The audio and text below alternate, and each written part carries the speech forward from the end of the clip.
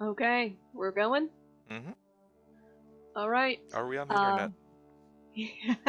I don't think so. I don't think we're allowed to use that, are we? Yeah. Are we not? We're probably Copyright. Cut it. Cut it now. not. Okay, who wants to do the recap? Let's do it. Everyone, group effort. Everybody, go for Yeah, it. sure. Last time. So, Last time. to start, the party was invited via letter, magical letter, via magical bird, to come to the town of Threshold for reasons. And the first one there was... He's switching it on, isn't he?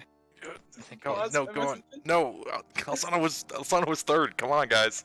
I don't know who was first. Calder was first. There you go. All right. A halfling paladin called a friend. She sort of sits Still there hate for that. around. It's just shush. Sort of waits for around 30 minutes, gets some foods and stuff like that from the guides of Threshold. Then a half-orc guy walks in. He has a glaive buddies, you know. Sup? That's it. That's my recap. Okay. And then after a while we wait. It's been about an hour or two. I just keep saying edgy, but it's a lovely half Far elf. off. Yes, half. She's a bitch. Lovely half elf. Feeling some bias there, my dude. Devin, Half elf monk lady sits down, is exasperated that her brother is there. Not a monk Monk? lady. Monk. Did I Not say a monk? monk. I meant druid. Yes, you did. Totally You said were monk. thinking of I something got else. confused for You like said 30 monk. seconds. I looked at the Also- word monk in my notes. Yeah, also, as a note from last time, you did apparently misspeak her last name. Yes, so you that- want to yeah, set it the record is. straight. It is a Bellatos, not a Belladonna. Because that's what it was for like a few days before I chose otherwise. Yes, Alsana Abelatos. Oh, alright, yep, and yes. Sorry, recording mixed up for a second. We're good. Okay. Yep. Wasn't happy to see her brother, wasn't too keen on the other person, at least to start. We got called in, down, walked by some tapestries, various values on them, wisdom, restraint, etc. And we were brought into this kind of larger room with a very displeased looking elf in armor and some dude in a like throne seat kind of in a mask. No throne or seat. No, He was standing. was he was there not one on the map then? No, not to my memory. Hmm. He was seated in the art that I found for him. Ah, yes. That might be it. That might be doing it. Yes, but there were the two of them. Where full elf, who we later found his name is Tokuni, was very not happy with us. Apparently there was some sort of role that we were to fill that she felt she was much more better suited to. Asana was lucky enough to hit on a very specific nerve, such that she is frustrated and therefore taking her frustrations out on us without any, actual point to it.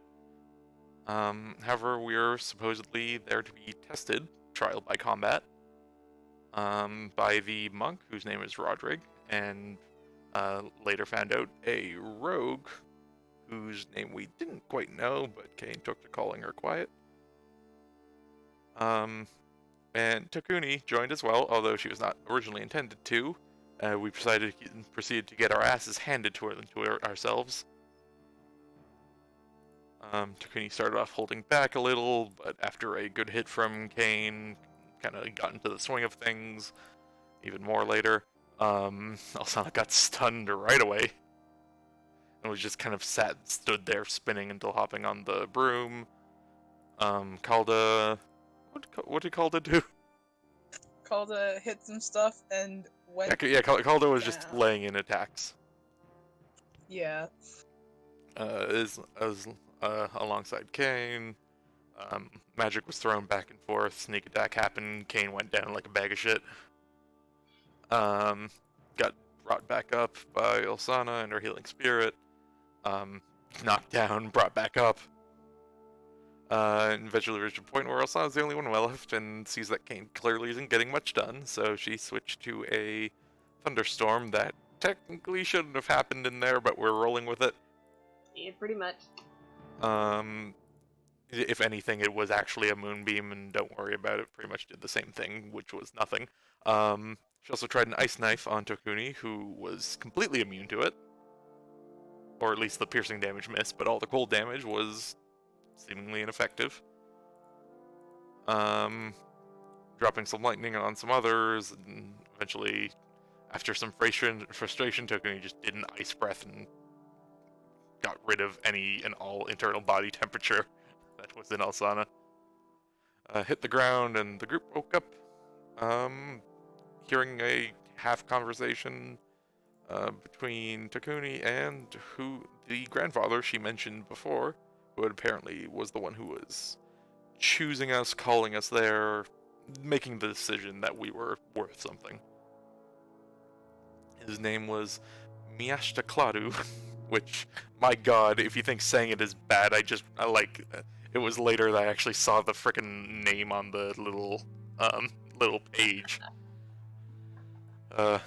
And he was a gnome, which is weird because her granddaughter was a full elf. And eventually we find out that they're both silver dragons. And because of their silver dragons, they are not good to fill up the position of saving the world, apparently. There is a person or group of people, they're not sure, that has recently came across the information that there are various what's the word for them? Is it like Shrines. Shrines? Yeah. Shrines, sanctuaries, monastery, whatever. Fancy places of power that you can kind of gain magic and power and stuff like that as you if you do a particular thing on a particular day, a particular time in the turnover from one month to another at midnight. And apparently this was found out quite a while ago by them, and they've been kind of making the rounds, amassing power, and thus putting the scales of good and evil quite out of tilt. Should they fully get all the power they want, gods know what's going to happen. So we're kind of meant to do the same thing and act in opposition to whoever is doing this. Details were vague, whether that is just they don't know much or they're hiding stuff from us, we don't quite know. But they claim it's low information. So, yep, Mr. Doomsday is gaining power, and as well, it's kind of explained that good holding power is a lot harder to maintain than evil. And kind of the way the scales go requires more agency on good's end than evil's, which is kind of the reason this is going on. There was an explanation on the nature of dragons and their tendency to hoard, and how that's not a good make for holders of great power, which they already are, so adding to that as well would be efficient, but not in the long run. Yep. Kane made slight acquaintances with the rogue. We later got, character name. Do I have it written down? I don't have it written down. Alars, yes. I might just have Alsana forget his name all the time because I keep doing that. Respectable. Warlock. From Yes. Walton. Well, we don't quite know Warlock because we never saw him fight because he showed up late. Yeah. Yes. But Pretty much. from meta Warlock. Yep. Half-elf. So we're a group of half-wits. I'm glad you now understand Dell never remembering names. It's not just a character thing. Oh no, it's because his name specifically is fairly like fantasy generic, if that makes sense in my head. But he's brought in and kind of brought up to speed as the rest of us are given rooms to stay in, at least until the middle of the night, because this happens to be we happen to be just on time for getting the shrine that is in Threshold that they're aware of and is kind of right under it.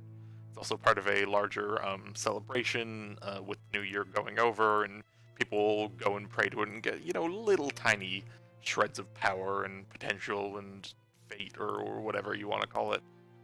I don't know, almost maybe like inspiration over the next year. They get one. On the other hand, we get levels and powers and stat increases. Yeah, this is gonna be a wild ride. Are you guys ready for it? Maybe. Oh yeah. Mhm.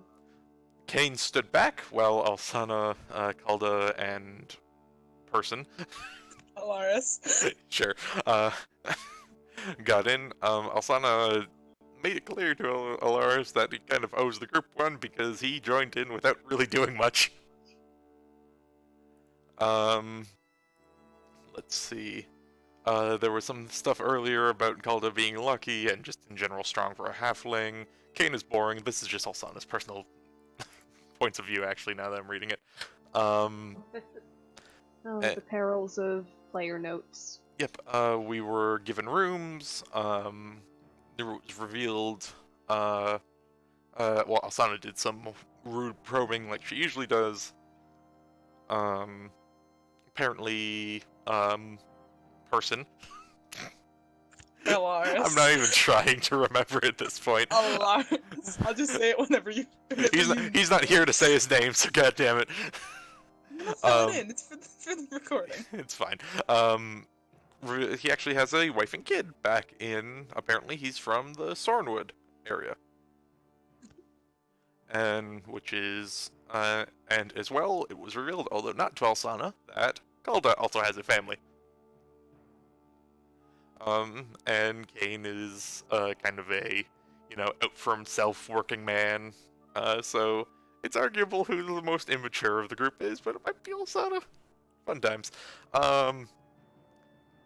Alsana was asked by Kalda for some ink and paper, or I think the paper was found, or the ink wasn't, or the other way around. Paper was from Kane, ink was from Alsana. Yep. And Alsana basically tried to get some information in return, but really wasn't getting anywhere and got bored. And let drop that Kane is not Kane's real name, or at least not his birth name. And later on, that was when Calder revealed the whole bit with her past to Kane, almost out of spite, which is fun. And as well, Alsana decided to write herself write a letter to Tokuni out of interest. And Calder, was it said who Calder was writing to? No. Alright. Does the player want to say who Calder was? Nah, I'm kidding. No. Yep. And after the event, we were kind of just left to sleep for the night. Various other small character interactions and stuff. Is there anything I missed? No, I think I just post-session we planned our sort of map of where to go. Oh yes, and yeah, group months. basically decided that we're at first heading over to The Sorenwood. Yep, Sorenwood and the hometown of what's the town called? Alaris. Oh no, yes. That's Alaris's hometown. The hometown of person. Of Skyrim. Yes. But that was for the next day, and where we are right now, we are kind of waking up in the morning. Yeah. Wait, was it also discussed in game that we have 8 months to do all of this, or was that a post-session thing? Oh no, yeah, in-game. yes, we have 8 months to go around and get all the goodies we can. And you essentially have 1 month to reach each one. Yep. Also, depending on how many people go and get the gift, it changes how powerful it is. It goes anywhere from like a stat increase and temporary buffs to like a full-on level up worth of XP, potentially, and some more permanent powers like a cantrip or a first or second level spell. Yep. Basically, Or- 2s and 4s or is the best way to permanent- go. Or permanent levels to your health Yes, that from too. increases to health. So, Yes. another thing to consider. Yep, and we currently resist non-weapon spell damage. Or no, Alsana doesn't. Everyone else took the physical. Yeah. Yep. The other two have, let's see, 10 days. resistance to non-magical weapon damage. Yep. And I think But it- Alaris also took the magical. He did take Yes, he mental, did. yes. So Calder was the odd one out in that case. Aren't I And, always? yep, the number of days varies because it was rolled for. So your temporary buffs run out at different times. But the two of them get 10 days. Alsana got 3. Yes. So yes, for the sake of counting, pretty much the day after you do your ritual is day number 1, and then 2, and then 3, and then it's gone. All right. So, just so that hopefully there's not too much future confusion over. Wait a second, has it been 3 days or has it been 4? Mm-hmm. Well, also So. you're the godmaster with the calendar, so. Yes, I am, and I am going to be counting down how long it takes you to go places. So. Mm-hmm. Alright. So, the previous night, after you had taken yourselves to bed, Alsana, with all of the light blocked out of the room, Calda, you are just in there as well. It is completely pitch black. Yeah. As dark as she can make it. It's unfamiliar, but the beds aren't uncomfortable, though they are simple. So, eventually, after your very long day, you do drop off. For the most part, the night is peaceful. If anybody snores, that is your business. And so, for the most part, I'm assuming that despite any noises from your new roommates, you just conk out. Alsana And sleeps like a corpse. Yep, okay. It's hard to hear the breathing. And finally, morning dawns. Though there aren't any windows, as this is an interior set of rooms, pretty well insulated by the rest of the building, though fairly dark, dim. Alsana because get of up same time as everyone else? It depends on some part what time you are accustomed to rising. Also, Alsana, as a brief note, you slept deeply. There wasn't much space for dreams after just the pure exhaustion of the previous day, the fight in which you were knocked out, the ritual you went through. But right before waking up, during that odd gray period between that deep sleep and fully awakening, there is that strange sensation of an almost dream, where you're kind of distantly aware that this isn't real and you're sleeping, but it's not an immediate knowledge. And everything is fuzzy, unclear, and very faintly you think you can hear whispers, but it's aggravating almost because you can't make out actual words. It's like hearing a in real world terms, television or radio in like several rooms over with doors shut between them. You're pretty sure that you could understand if you could only get a little closer. And then after that it fades and you open your eyes to still pitch darkness. You hear Calda stirring nearby. Perhaps you hear the voices of Cain and perhaps Alaris outside in the main common area, faintly through the door that's been further muffled by the blanket, the sheet that you tacked up the previous night. But There's some activity here. right, everybody's awake. Presumably you get ready for the day in your own ways. Go out to the common area. Hair is assembled. Mm-hmm. Bedpost is walked into because I can't see in the dark. Yeah. Kane is just quietly sitting in the You hear a soft little rap rap at the door. Whoever opens it sees the tiefling from the previous night, or at least the tiefling-blooded individual, Ivana, standing there with a tray of simple breakfast foods. It's not a feast by any means, but it's hearty and good and filling. How do you spell her name? Ivana? Mhm. Yvanna. She Alright. brings that into the table, and under her arm she's got a rolled up sheet of parchment, which after she sets the platter of your morning meal down, she takes out from underneath and kind of unrolls an edge of it to show you the edge of that map on which the shrines had been marked the previous night. And she says, I was sent to bring this to you so that you could use it on your journey, and so that you could make your plans. You are welcome to stay here another day and a night, or you can go ahead and take your leave whenever you please, if you'd like to get started right away.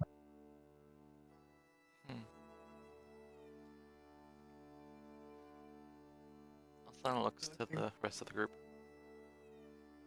I think at least we can take the morning to relax. I mean, we're just going to Utar, not too far. Good rest before traveling's always nice. Suit yourself. I have business anyways. Was there any response from my letter sent?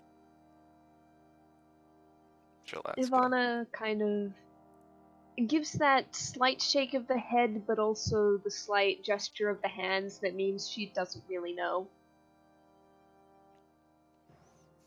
Alright. I wasn't sent with anything.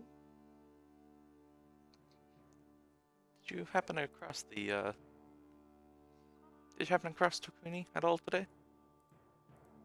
It's only just been morning. She may still be in her rooms, or perhaps she's taken to one of the practice yards.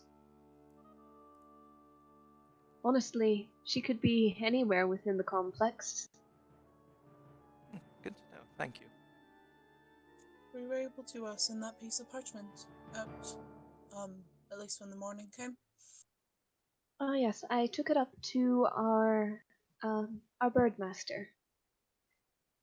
He sent it off very early. Thank you, it's appreciated. You are welcome. Is there anything else anybody would like to know or have this morning? If you could show me the way to one of those training rooms.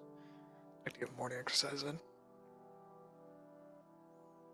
Well, very well. Do you need a moment to eat, or do you want to take something with you? I'll take it with me. Yeah, and you can pretty easily assemble like a little piece Oh my of god, bread that ship around is some wicked cheese. retarded. I'm on my way home. Give me a sec. Hello, John. Yeah, I'm gonna walk to the bus home, so yeah, I'm just gonna be listening in. You Yeah, are fine. yeah. It's okay. Don't worry. Take your time. It's okay.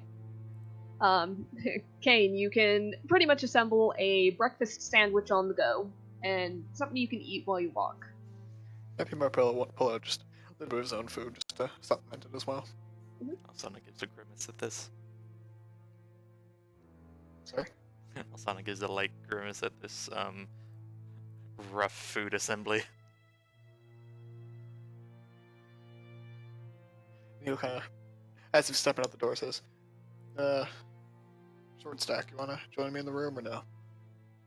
Probably. I haven't used the great sword in a while, and yesterday was, whew.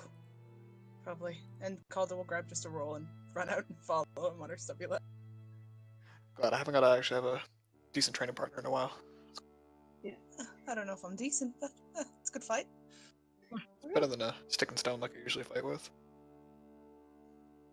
Right. Ivana leads you through some twisting hallways again to a wider area, and it's fairly early in the morning. There aren't very many people in there, but there are people, and Mostly, they just seem to be the run-of-the-mill order members that Ivana is part of, and I believe Alden as well. I believe that was the name I gave him. And it's just this simple rectangular room, and it's got windows open to the outside to let morning light in. It's got tall ceilings, perhaps not 20, perhaps 15 feet. Taller than average for a room, but not towering. And there are different areas. There's a bare floor area with these cordons set up in a square. Actually, a few of these. For what seems to be actual one-on-one sparring. You can see one is already taken by a couple of partners who are pretty much doing practice strikes with a set of staff, so you can hear the clack, clack, clack, clack of the wood striking each other. There is on the back wall there are some targets set up with lanes. Some people seem to be practicing throwing darts. One has a short bow and is doing a little bit of target practice with that. There's also an area with mats on the floor, thick, woven of perhaps a kind of straw, and very well padded.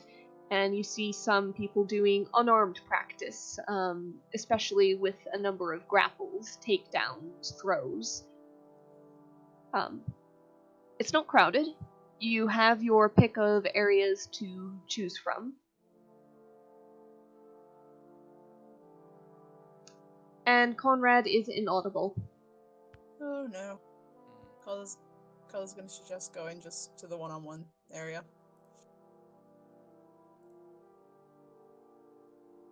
Well, in the meantime, Alsana... Yeah, we've just lost Conrad. He'll be back. Alsana, you are left with the breakfast tray. Most of it's still there. After 2 very quick breakfasts on the go, walked out the door with them. What does she think of the food in general? Just Well, it's... I'm not quite sure what her personal tastes are for that. It's like a dark brown wheat bread. There is, again, a little bit of butter and a little bit of preserved fruit spread for it.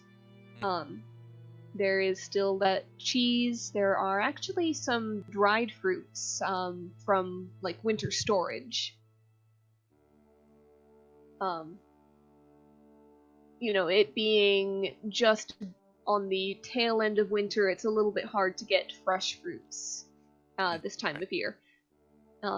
So the fact that they busted out, you know, the last dried apples, it's like they're giving you a little bit of a treat, perhaps.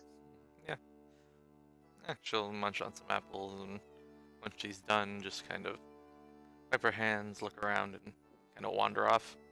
Oh, there was also a pot of tea and a few cups. Oh, all right, yep. She'll Not quite coffee, but it's probably the green tea. It's still got some caffeine to it. yeah, bit of that. Nah, that's. She'll just finish a cup and just kind of look out the hallway of the area the room's connected to. Okay. It's quiet. You hear, occasionally, you hear distant footsteps and voices from either direction.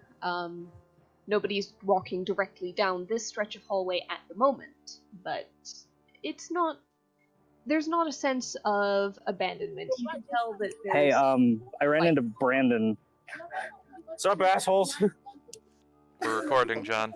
Guys, Yeah, I'm sorry. It's just he doesn't care. Love you guys. okay. All right.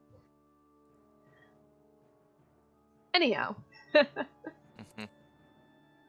That is pretty much the area you were in. There is light filtering down the hall from either direction. You can tell there are windows, and it's kind of bouncing in from there.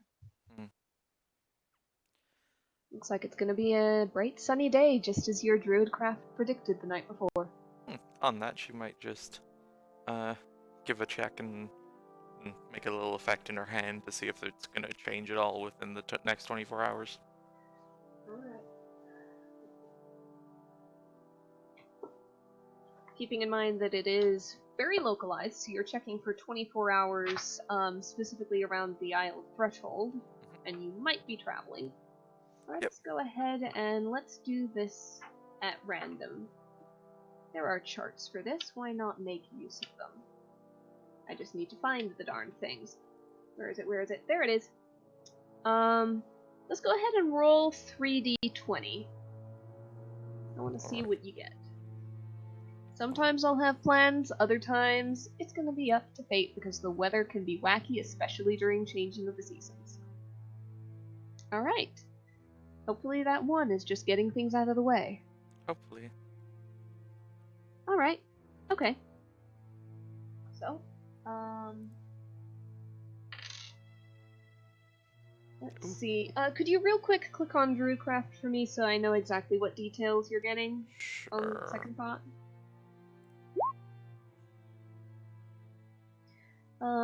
Predicts what the weather... Oh, it's pretty much just the little icons for the weather channel. It's not actually temperature degrees. Yep. Okay, good to know. I might make my own charts someday. In that case for Druidcraft. But for now, you are once again seeing a clear sun. Alright, she'll just kind of like close her hand on it and snuff it out. Alright, let's find my little interest. And is there much traffic through here? At the moment, no. Alright. You can pretty much pick a direction and start walking if you'd like. Can she go in the general direction to that larger room we were in for the practice run? Okay, roll for memory. What would that be? Probably just a straight wisdom check. Make it a wisdom check. Alright, I am happy to do so. Alright. You are quite confident that coming out of the room you need to do a right-hand turn, go down a stretch of hallway, make a left, and you kind of follow this little bit of a map in your head. You get a little bit lost at one point just because you accidentally find a place that seems to be looping in the wrong direction, but you backtrack, go, oh wait, it was the second turn off, not first, and you are back on track again. Is that implying that it takes a 20 wisdom No. check to flawlessly traverse this place? Flawlessly, perhaps, but also that you're doing this off after pretty much going down there twice, and only once from that location in the middle of the night. It's a different kind of circumstance, yeah. It was an unfamiliar thing. I like the implication that this place is actually just kind of cursed to be a labyrinth. Yeah, it's not quite that, it's that your circumstances are not, you're not familiar with this yet. Alright, but if she arrives You're doing extremely well for your limitations, considering. Alright, and then, yeah, if she can, she'll kinda, if the door's open, kinda lean in a bit. Crack it, look in. You crack it, you look in, and, go ahead and do a perception check. Alright. Give me the wisdom checks, thank you. You're welcome. Fortunately, the dice hate me regardless. Yeah, I wouldn't say that. You give the room a look around, and, it doesn't seem much different than last night. If anything, maybe the lamps seem to have some kind of dimmer setting, as they don't seem to be quite as bright. The light isn't going quite as far through the room. But you give it a look, a listen. You hear again the faint echo of movement, people's voices from above and behind you up the stairs, but the room itself seems to be empty. Just let out a light. Hello?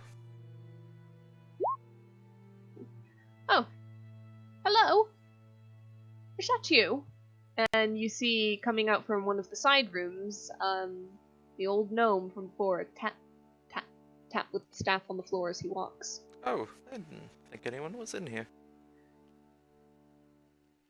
Well, that's a curious thought to have. Why'd you come then? I suppose I'm more so looking for not something to do, but well, we had the talk earlier about me finding your granddaughter again, and Ah. I didn't get much of a response, so I figured I'd come looking. Well, you might be on the wrong end of the compound for that. She prefers the high places. Hmm. Yeah, I heard talk of the training grounds and that, but Oh, those two. just this place She is a bit goes. winding, and this is the one place I knew to start with, so. She goes where she wants most of the time. So do I. To be young and full of whim. Sure. You still looking to make a friend? I suppose so. She's certainly caught my interest. Well, perhaps you'll catch hers. It wouldn't be bad for her to learn a bit more. She, unfortunately, hasn't yet grown out of the, call it, inbuilt tendency to see people much the same. Paint him with the broad stroke of the brush. Well, I pride myself in being at least a bit different, so who knows? Just don't take it too personal if it takes her a while to see those differences. If I took things personally, I couldn't have as much fun as I do. That's not a bad philosophy to have in life. So, while you're here, I suppose just curiosity. Have you decided where you'd be going first? Has the group talked? Is like the talk we had last session basically the group this morning? It may have been if let's say there was a little bit of a gap between everybody getting up and Ivana arriving with your breakfast. All right. But there was a kind of loose agreement on Sorenwood. Most likely. All right. From my understanding, we're heading in the direction of Soren. Although one of our group members has a hometown not too far from it, and familiarity with the woods, so it's a good place to start. From there, we might be making a bit of a round trip. Golden Hills, Green Lake, Greenwater Woods, things like that. You see him kind of nodding. Well, give my regards to the ones at the Green River then. We've got a bit of an outpost there watching it, so Oh, it really? shouldn't be too difficult to come across. They might ask you for a little bit of a proof of intent or ability, but we've got our allies. Oh, are we gonna get jumped again? I did enjoy the first time. They have their own way of doing things, but I'd stay on my toes if I were you. Well, apparently we're getting more powerful as we get there, so who knows? Indeed. I hope it serves you well. And I hope you... well... I hope you do well with it. And I appreciate it. I intend to do very well with it. That's good.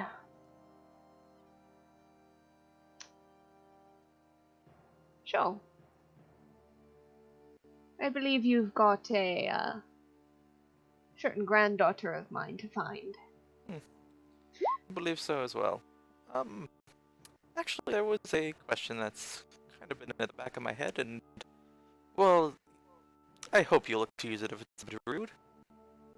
Yes? You're the What could it be? You're the grandfather, she's the granddaughter. The implication is a in-between there.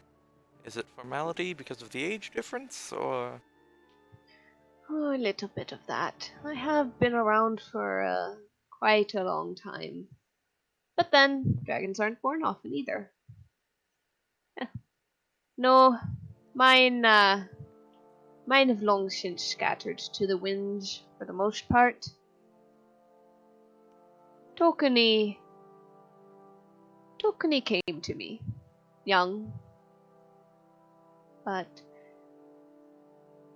she needed a place, and, well, I wouldn't have said no. Whether I needed a next in line or not. We have our ways of working things out, I suppose. So is she a direct descendant then, or... He kind of shrugs. Presumably. Hmm. I'd say she's probably technically a great-granddaughter. Maybe a great-great. The point Really? is, neither of us are counting. Granddaughter is much shorter to say, and so is grandfather. Don't need to be attacking the greats on ad infinitum. Then I imagine that, well, that implies then you're not knowledgeable of her parents then. Last I heard, they were off on the other side of the Riolet. Far to the west. We've got a nice comfy cave there, I believe. But Tokani had a bit of a wandering spirit, more so than many of our kind, and she wanted to do something, be something, and, well, I have my ways of conversing with those very far away, but I am familiar with. We made the arrangement, and she came here with me.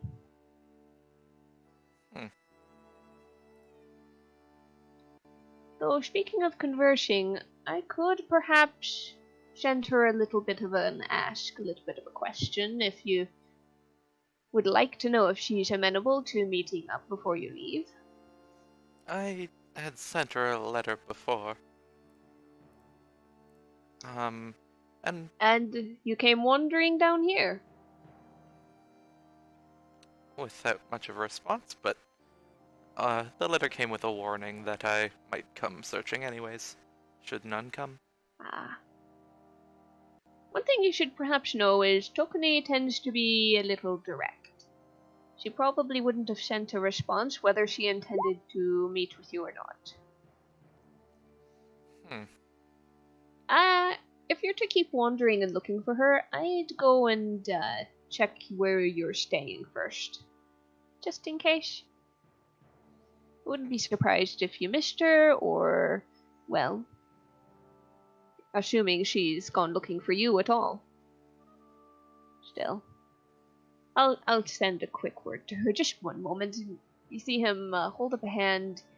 He mutters something to himself, and the muttering voice actually, you can't make out words, but it sounds deeper and less Know me? less lispy. Yes.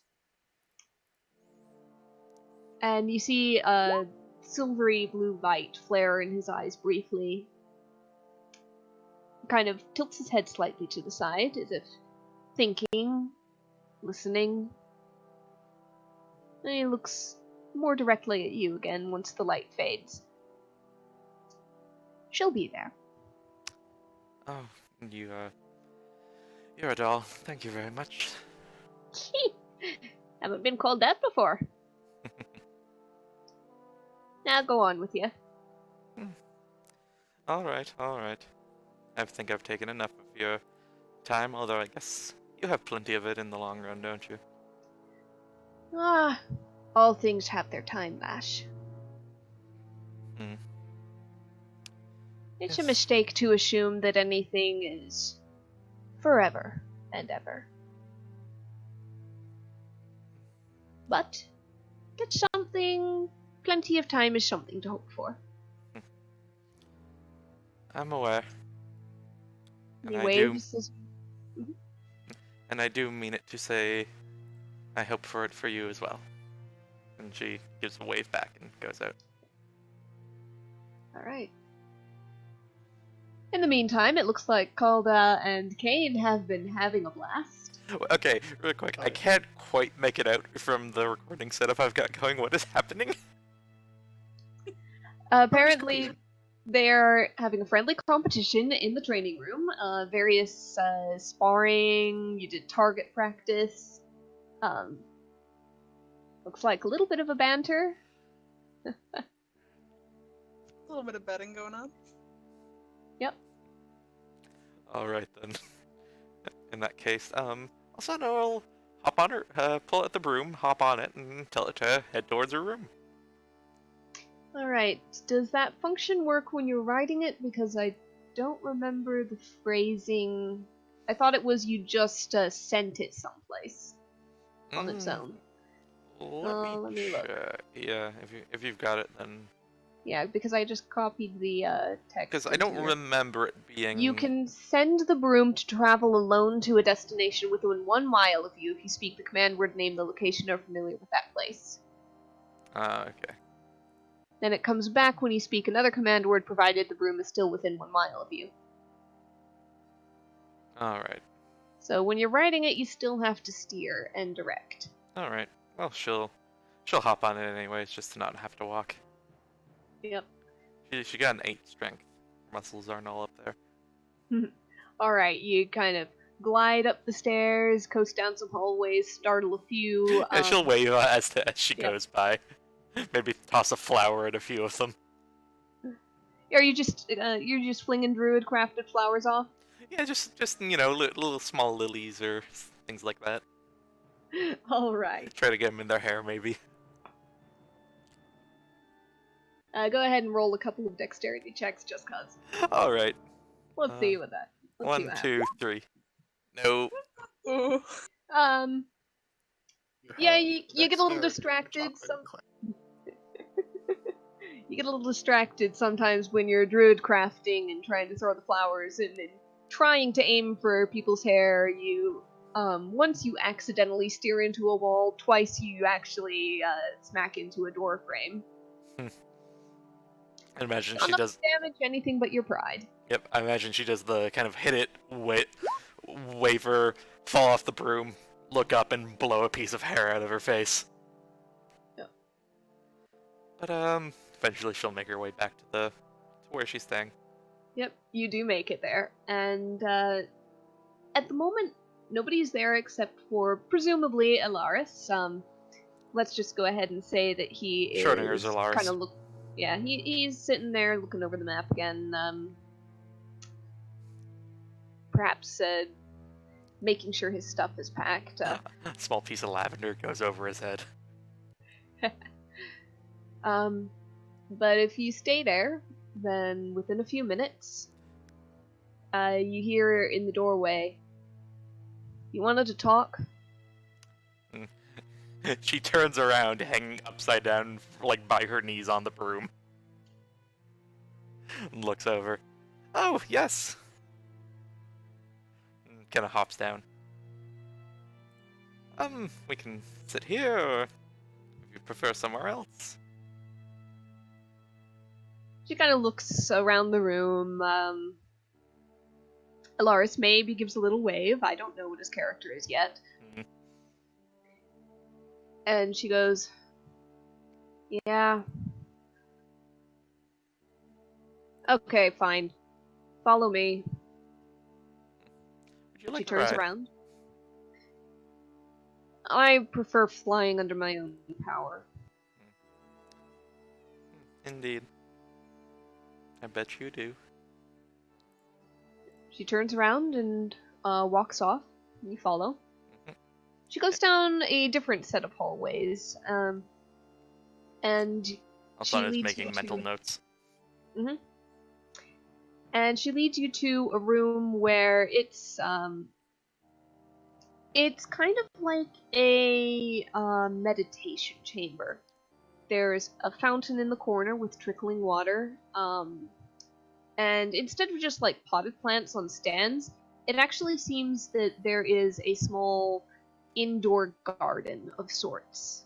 The mage light in here is warm and almost like a miniature sun in terms of the quality of light it's casting off in the color. Smile kind of goes up on her face. Yeah. Um, Are you thinking of me? I'm flattered. no, this is a quiet, out of the way place. Hmm. Alright. And she kind of flumps down on one of the benches there. What is it? Well, I guess to start, did you get my letter? Yeah, I read it. Oh, then you might Said know at least something some of about... what it is. If that's all it was, then why did you want to talk in person? Hmm, little details, I suppose. Also, correct me if I'm wrong, but you don't seem much the type to want to send a reply letter. Yeah, pretty much. Well then, and she'll kind of just tap a flower and make it bloom if she can. Yeah, there are some plants in here that would be flowering, and you're able to coax one of them to bud and blossom a little bit early. Well, I guess to start, do you know that I know? You seem pretty open with the flying bit earlier. I heard grandfather talking to you last night. So yeah. Hmm. Oh, so you didn't leave the room then? No, I didn't. Were you I sitting in was from just the in corner, listening in? There was a side room and the acoustics are great in there. And you chose to sit there specifically because of that? No, just to sit there specifically because I didn't want to walk out the front entrance. Happy accident then. But yes, that is one of the points that I'm, well, my goodness. Standard person doesn't get much of the chance to talk to one dragon, let alone two. Yeah, well, the standard person doesn't get called and sent around to the shrines on the close of an era. I guess not. Anything but standard. Uh, neither are you. Their ego's anything but standard, too. Ooh, sassy. I like it. What are those charms on your bracelet? And she nods towards the bracelet you described to me before, with the various charms and Yes. images hanging from them. And She says, I recognize a couple of them. Those are for gods, aren't they? yes. I have passing interest, at the least. Why did a few of them catch your eye for any specific reason? Should they have? Well, there's some evil ones on there. You see her gaze just sharpens, and she looks even more distasteful of this whole thing. She seemed to be mellowing out a little bit, at least in terms of that, but now she's very much taken a couple steps back, so to speak. Don't be like Though that. she hasn't moved. Don't be like what? It's a passing interest, like I said. More just the things that are around them, less what they represent. I don't sit there and make prayers.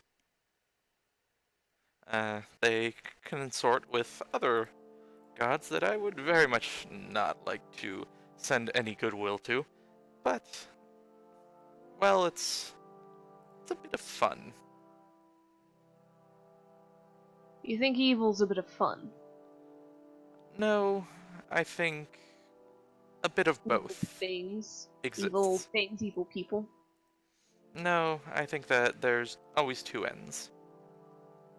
And there's not much use denying the other end. Yeah, there is always another end, isn't there? What I want to know is what's stopping you from stepping towards that end. Mm, let's just say I'm aware of it. But there's too much. Before what was spoken and revealed to me yesterday, there's life and there's death. There's the cycle, and new things come and old things go. But sometimes there's interruptions, sometimes it's not a clean loop. And you can consider that natural too. But there are a lot of things out there that tip the scales.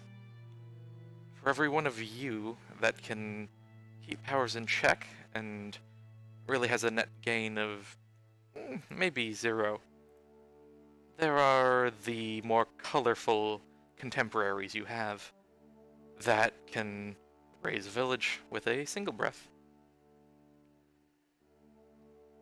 So, I'd like to, and well, that's just an example of that area, but there's a lot more. And like your grandfather said, the good is much harder to maintain than the evil.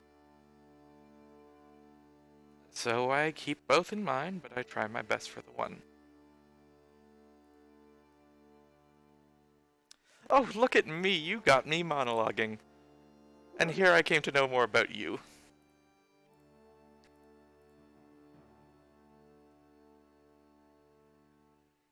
Yeah, well, maybe I don't feel like sharing very much about me.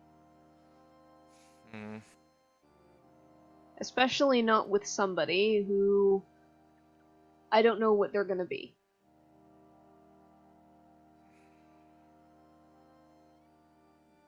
Alright. Well, let's start off with what I'm trying to be. Someone who knows you. Hmm. Start small. You know my name, you know what I am. I know I think you've that's small enough. got a streak for the adventure, and there was a request for to stay with your grandfather, or great great grandfather, but who's counting really? Yeah, not me. So, okay, fine. You know more about me than I would have told you. Well, there's others. Things I can, try to reach for, see if I'm right. Um, well, clearly, you don't like that we're taking up the mantle, so to speak, and you're not. Go ahead and do an insight check. Right. Nope. Yeah, she does look displeased. Other than that, though, she has kind of closed off. She's got her arms folded across her chest. She's leaning back a little bit on the bench. She seems kind of wary and watchful. Alright. Well, I can see this isn't working. Yeah, if all you wanted to do was pry for personal information, then you might as well just get going. Then maybe trade? You'd like You to know know what? the kind of person I can be? Would you like to know where I came from? I think that you're mistaken if you think I want to know the kind of person you want to be. Not that I want to be, but things that set me up. You can make your own conclusions from there. I think I've already seen enough. She stands up. please, just 1 second. One more. She pauses. He sits back down very, very slowly, but nods. Don't take this. I don't mean to compare you to myself, but I can't help but see similar things. Things that I like. I tried the ice against you, and it did nothing. Because of what you are, who you are. But frost and cold was the first magic I ever took to. And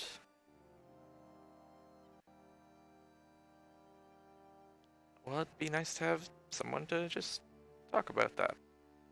I'm used to taking different forms, learning to walk with different limb arrangements, things like that. And, well, I'm not much with druids anymore, so there's not any much for that either. For all the poking and prodding and things like that I do like to have people who like me sometimes, if that makes sense. And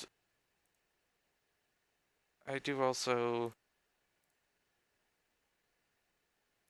I see some other things, and this is purely me, and if you don't want to call it selfish, go ahead, but I'd like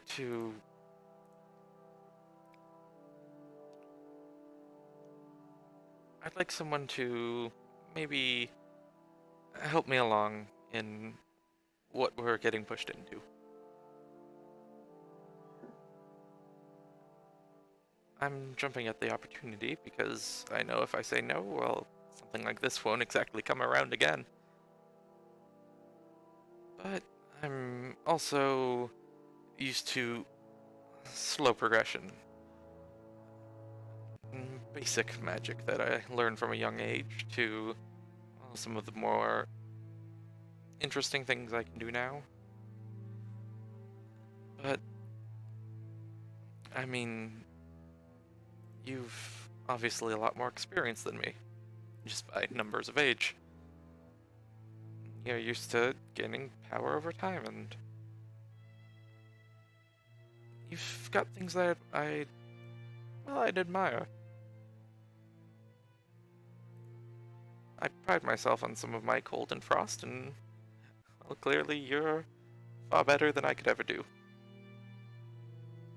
Go ahead and do a persuasion check. Ooh, she doesn't do good in those, let's see. Good enough. Alright.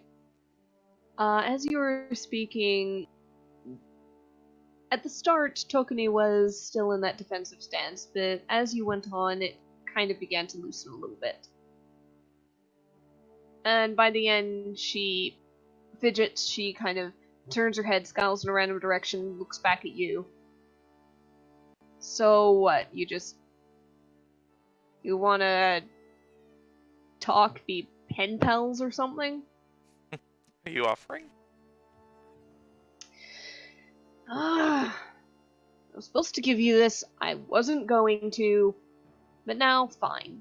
And she reaches into a pocket and pulls out what looks like a little, like this rounded piece cut out of a mirror, in a sense. Perhaps the size of like a silver coin, with a hole through the top and threaded on a piece of, not a piece of string, but a leather cord. And she kind of tosses it over to you. And you catch it, and you can feel even just faintly the essence of some kind of magic in it. And she says, that is something that, well, when some of us wander out of Threshold, but need a way to send messages back. that thing can, if you can grab hold of a bird, you can use that to enchant it, to carry a message back. It really only works going to threshold, but it can work from pretty much anywhere.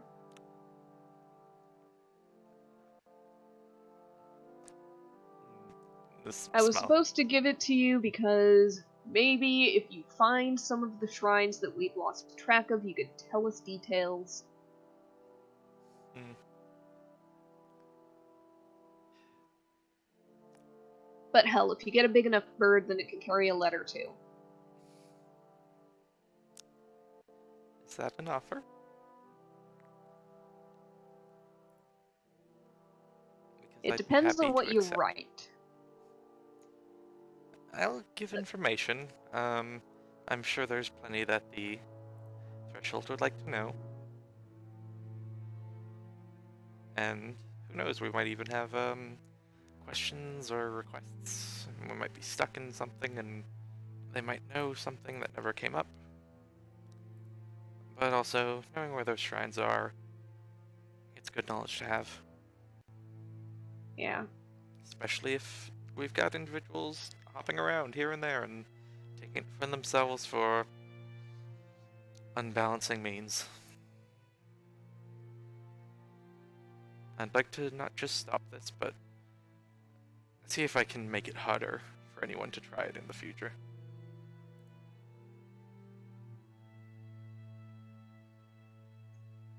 We need the shrines. Don't Oh, I'm not gonna blow don't them mess up. them up. No, no. But knowing They're where they part are, of the world. They're part of the world anyway. They Yes. just move or come back. right, but knowing where they are, would that not allow some supervision? Pretty much. Grandfather's not keen on the idea of keeping records of them, since records fall into the wrong hands, but at least if we can keep an eye out, that's something. To be fair, we have a general idea already, you know? You've given us the areas.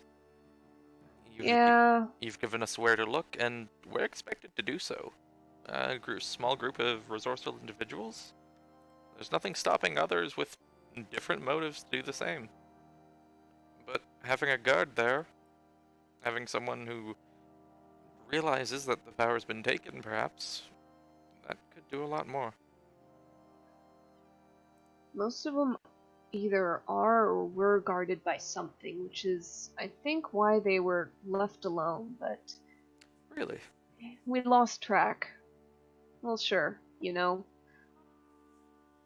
I mean, if, say, like a dragon sets up camp near one and keeps an eye on it for you, are you gonna say no? Or are you gonna send another something or someone for oversight? And if that dragon dies and the shrine moves, then you maybe lost track of it. Well, an individual Been a by long time. an individual by there could send some information, occasional checks, things like that. But that's talk for later. Once we succeed, she gives a smile. Huh, you're confident of nothing else. Well, it seems I have good people on my side. You know, I really, really hope so. Hmm. But I'm not sure yet, so I'm just gonna keep my own eye out. I'm talking about you too, you know.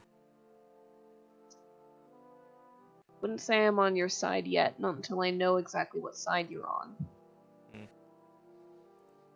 Well, I'm honest, if anything. And that's what a liar would say, isn't it? And this is why I like you.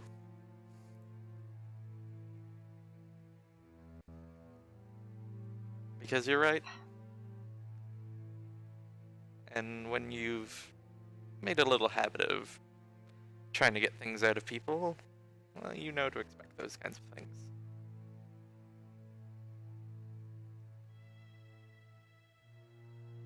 Well, if that's everything, I've got other things to do. Alright. If I may then. I didn't really get much out of you, you got a lot out of me. Did you have a last name? No. Dragons usually don't. We don't really need them. Are you being honest? Make an insight check. She says that out loud, but yes. I mean, make an insight check anyway, because she just looks you in the face and says yes. And she is. She is being honest. She has no last name, it's just Tokumi. But is that not what a liar would say? And she kind of gives you this look. Half exasperation, half frustration, half, okay, fine, you turned my words back on me. All wrapped up in this, not quite glare.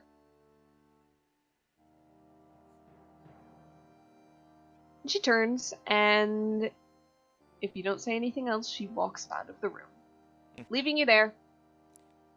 And she'll just as they go, as she walks out, just be sure to write back. That depends on what you write. And then she's gone.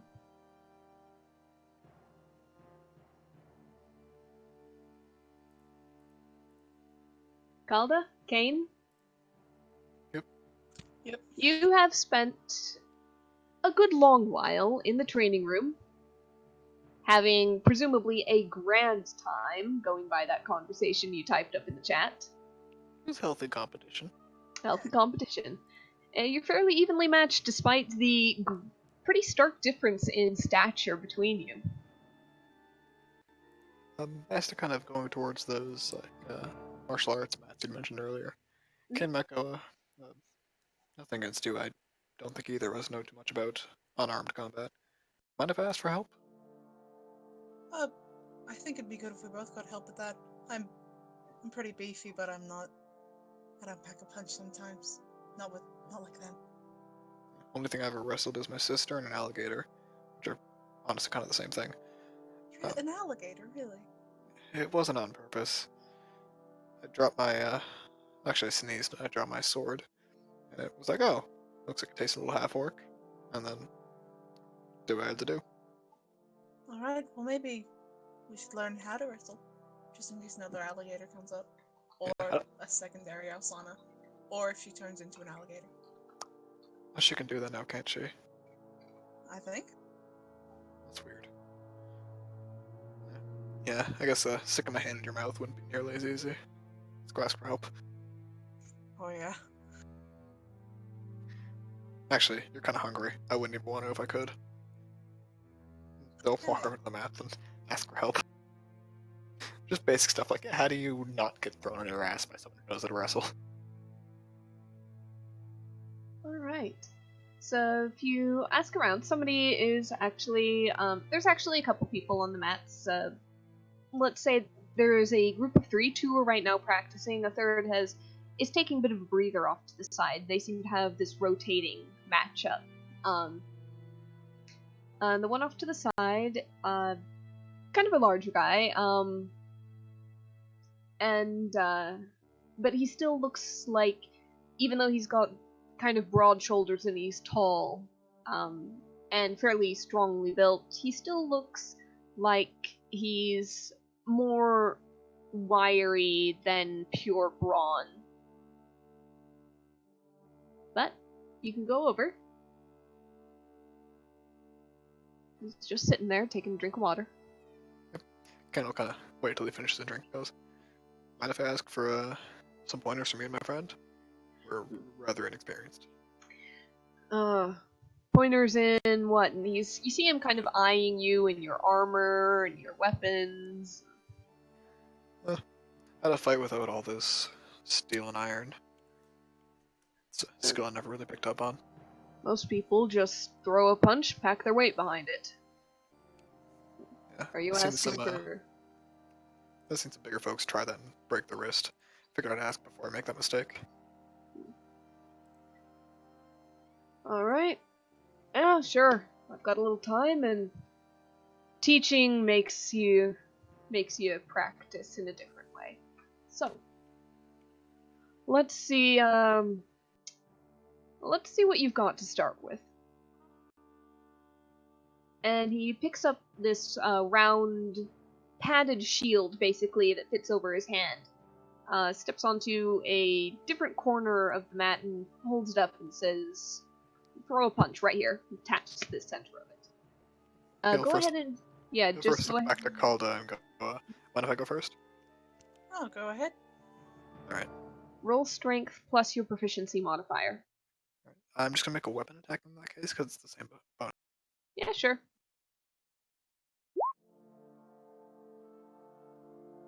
Okay. Frankly, it's not terribly hard to hit, but you feel that you are kind of off center, and he also pulls the shield back a little bit as you swing. And he goes, "Okay, yep. You didn't really throw a lot of weight behind that, which is good because I think you.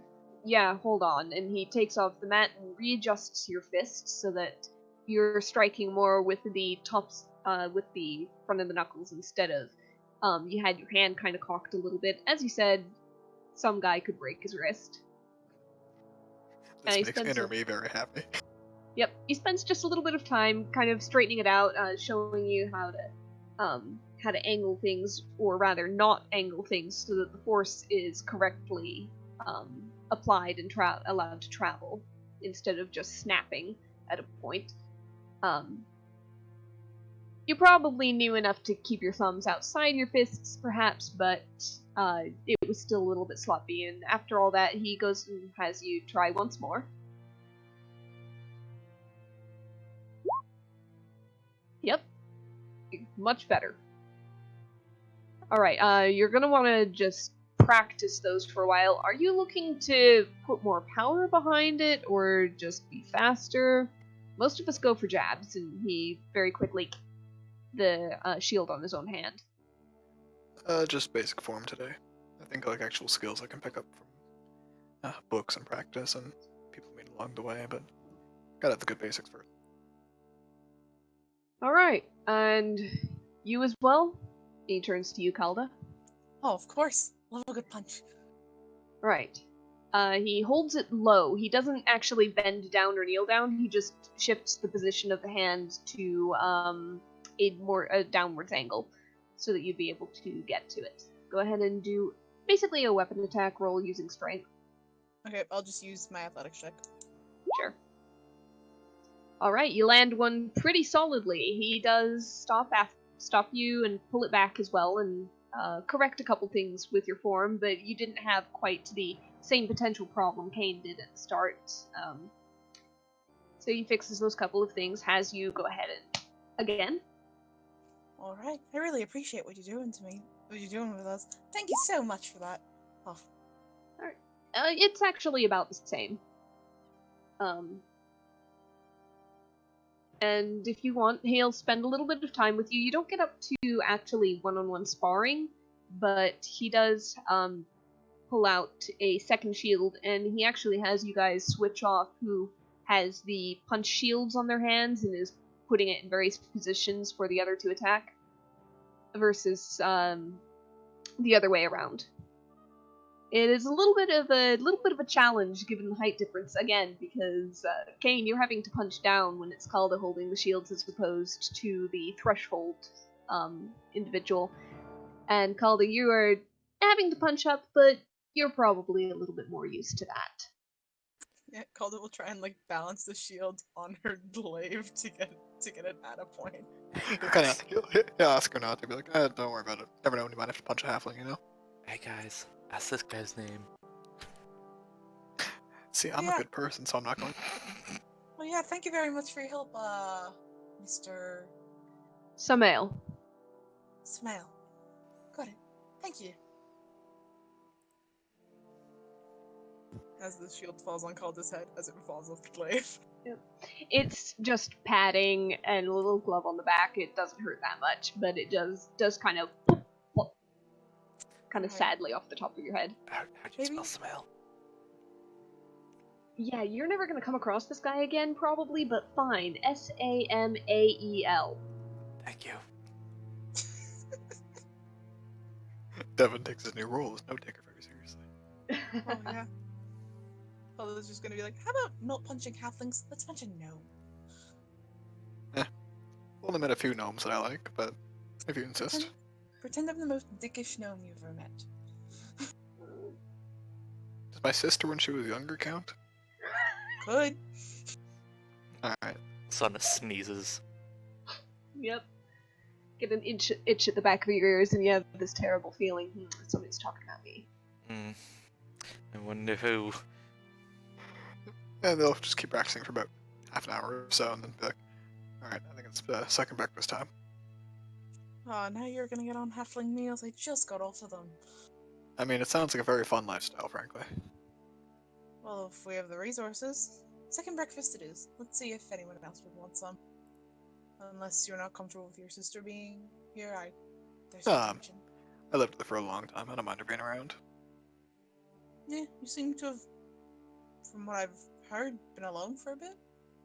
Oh yeah.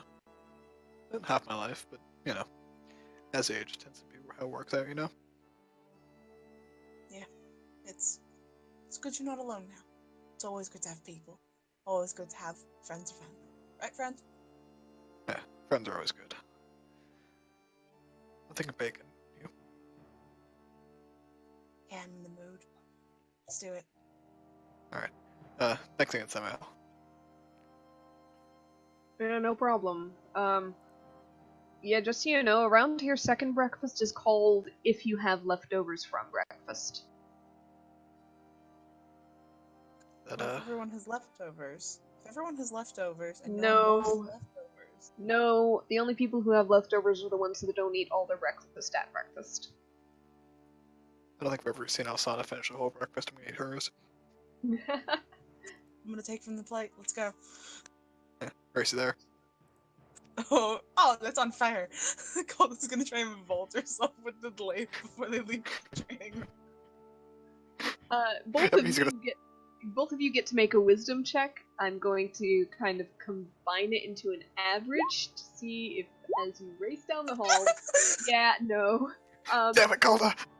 Kane, you think that it's this way, but then Calda leaps with her glaive, gets ahead of you, and darts down another hallway, and you're like, oh, I guess it's this way, and you follow after her. You race, you run, you get kind of tired, kind of winded, you stop, you realize you're not really sure where you are. Huh. It's not the dorms, are they? You didn't know where you were going, did you? I just really wanted to beat you in that race. You still have a chance. You found the way first. Should we try and get back to the training room and try and find our way from here? I'd say flip a coin and go which way it leads. Alright, Calder will take out a gold piece, flip a coin, I'll roll a d2. 1 is from here, 2 is from the training room. In the training room it is.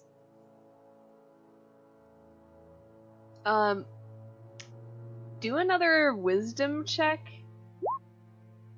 10. 10.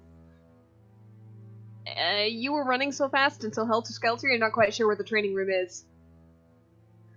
You head back the way you came for a little bit, but then you get to this, this four-way junction hallway. It's not quite a 90-degree cross. You vaguely remember racing through here, but a couple of the halls are a bit of an angle to each other, and you're not quite sure which one you came down. Oh, good gods, I lost it. How did I deal with 3 kids and no... How?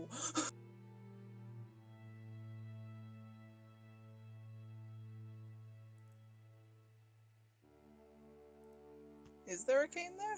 I think we lost to Conrad. I think we did as well. Oh no.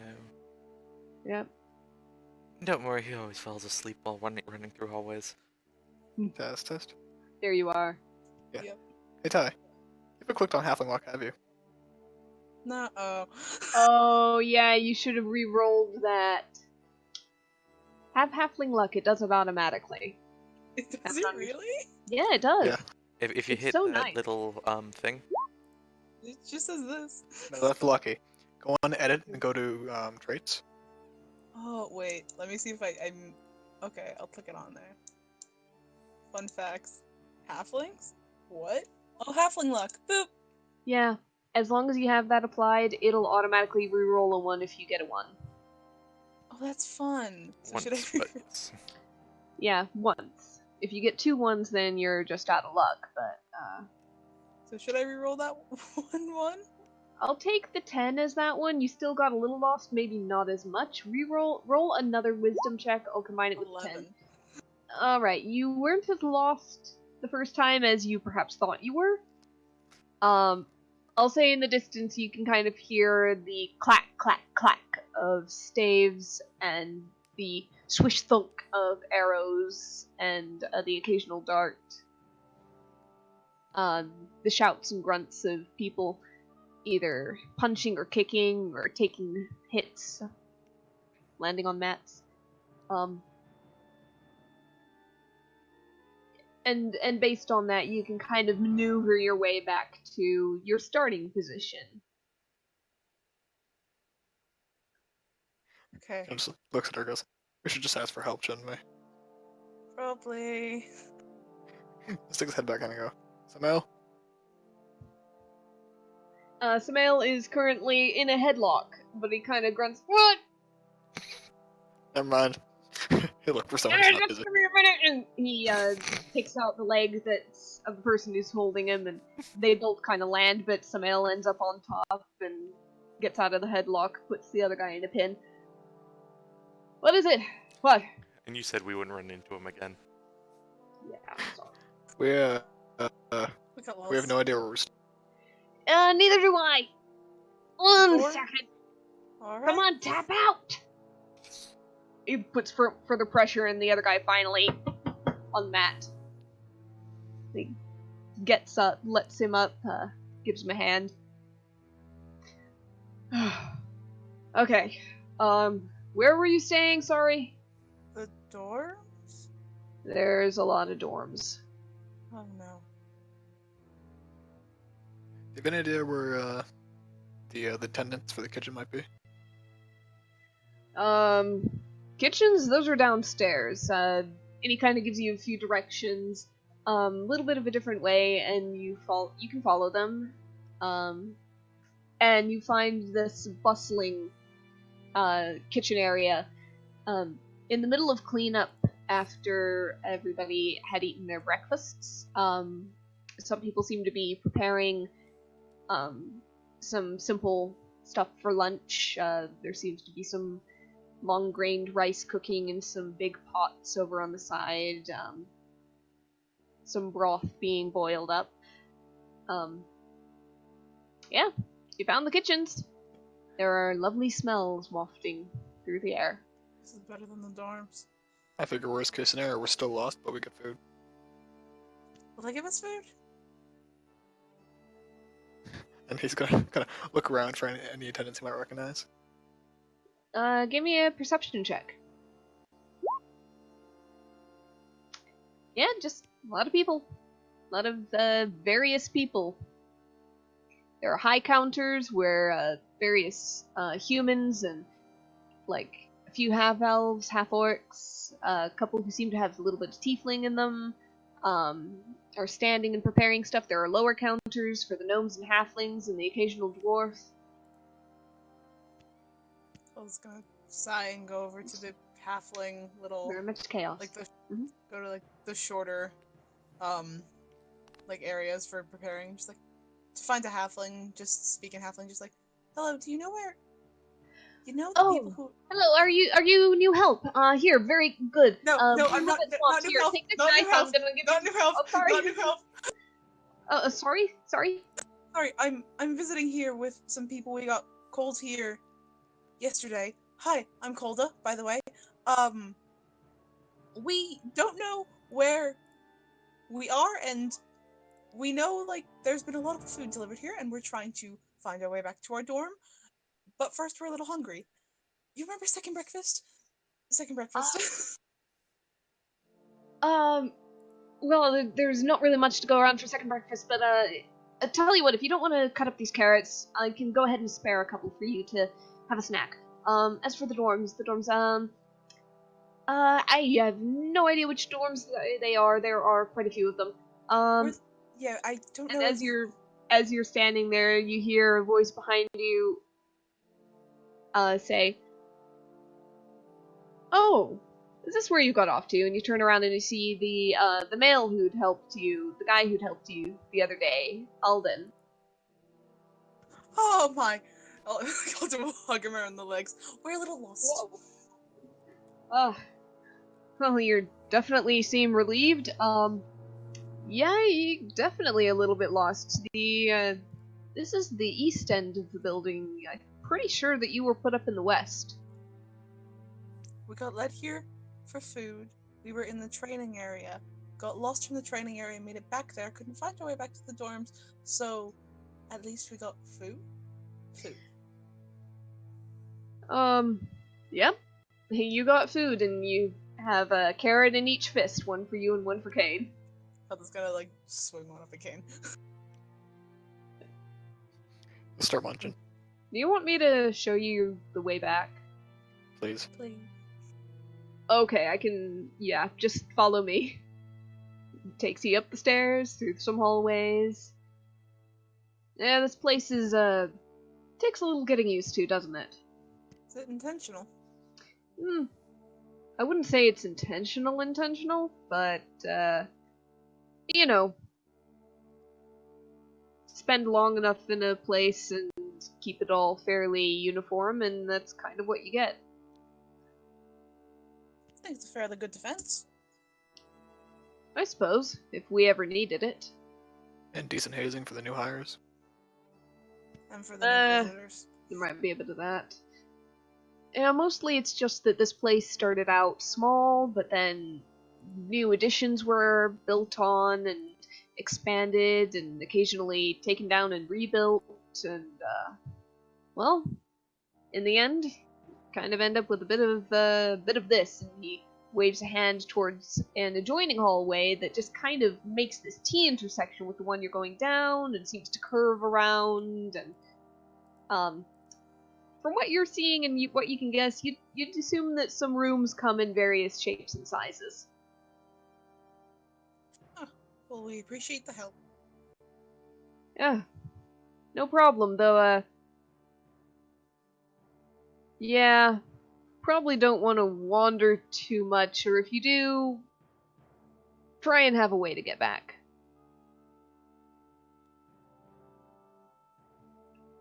Noted for next time we're here. Yeah. Yes, thank you. He guides you back. You find Ilaris in the room. Apparently John is here and can be unmuted. Ilaris, you've kind of spent a quiet morning in, just staying in the rooms you were given for the night, staying in the common area. You have a map to go over. Your plans with the party have been made. Breakfast was brought to you. Alsana went off searching for something. I don't know that she specified. She's probably about made her way back as well at this point. Kane and Calda had gone off to some training grounds, got lost, and have just made it back as well. Has Osana made her way back from the second going out, or the first, or just Yes. the first now? From the second. You'd be getting back now. So basically the group is just getting back together about now. Maybe within a few minutes of each other, but... Group Around back the same- together. Time to make a new album. Oh, getting the band back together.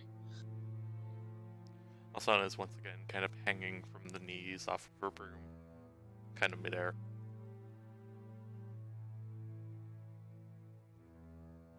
Well, good morning, good noon. I think it's almost noon. What has everyone else been up to today? Been looking over the maps. Did you save any breakfast?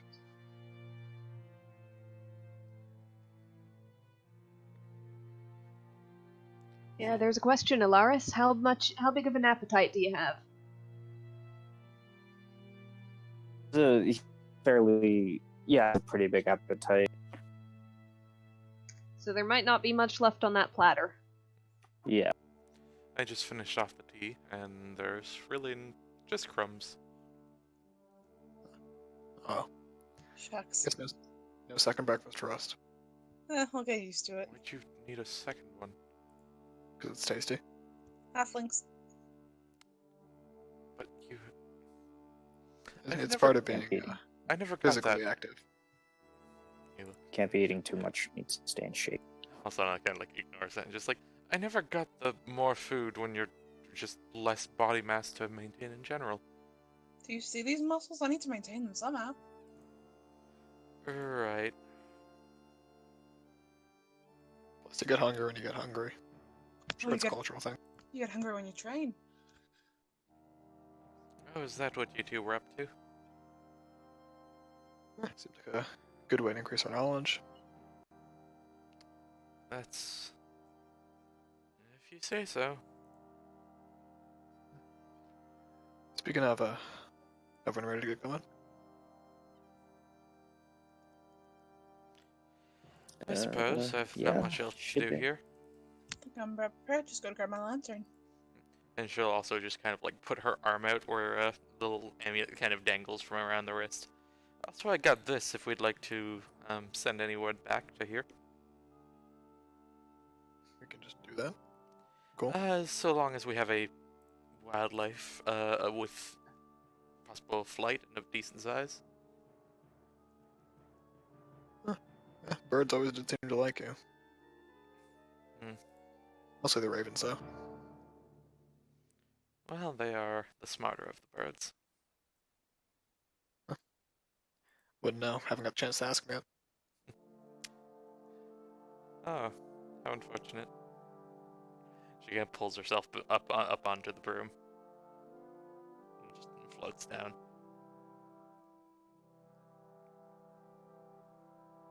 Go ahead and grab your lantern and let's get going.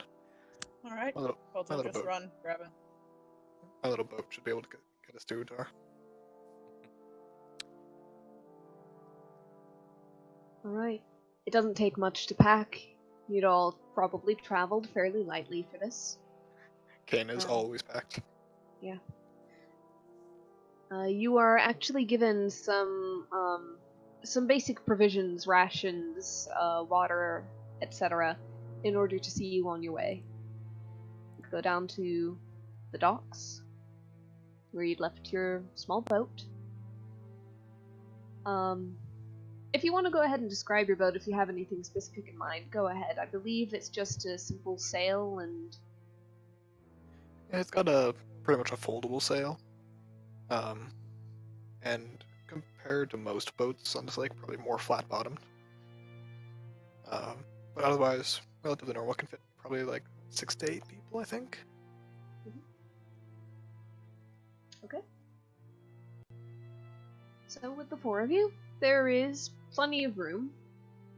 I'll clamber in. And you set off across the roughly 3 to 4 mile expanse of water between the edge of the island of Threshold and the eastern shore. Does anybody need to take a quick break? I'm good for that. Okay. Mm. Because often enough it comes up, so I thought if that would be a good breaking point if we did. So, if not, we'll carry on. You sail towards Utar. It's a somewhat small town, right where the Drake Run meets the Marimore. It's got a number of docks, fairly good fishing business, as well as transport between Utar and Threshold. There are actually regular ferries that run back and forth between the two. Right now, taking a number of people back from Threshold, where they had visited for the first night of the year. Utar itself, though it's never really quiet, there is maybe a little bit less bustle than the first time you passed through, despite the travelers and visitors, given that traditionally, the first of the year, the Day of Resolution, is like the last of the year, one of more quiet contemplation than revelry, though, of course, business, as always, goes on. You pull into the docks, you find a place to moor the boat, climb up. Just a small thing, Elsana, just as they were boating, just dragging her fingers through the water, freezing some ice to her fingers, and then melting it away with flame. Yeah. It doesn't take much to freeze. The Maramore never really ices over, it is too vast for that, but the water is bitterly cold here at the end of winter. It doesn't take long for your fingers to go red, if not just straight to almost a blue white. You have to kind of take them out and rubs or massage some warmth and life back into them occasionally. No, produce flame. Yep, for that. As Kane notices Himeko. Asana, I don't mind the magic, but no fire on the boat, please. Just a bit of a safety concern. A lot of these ropes are covered in oil.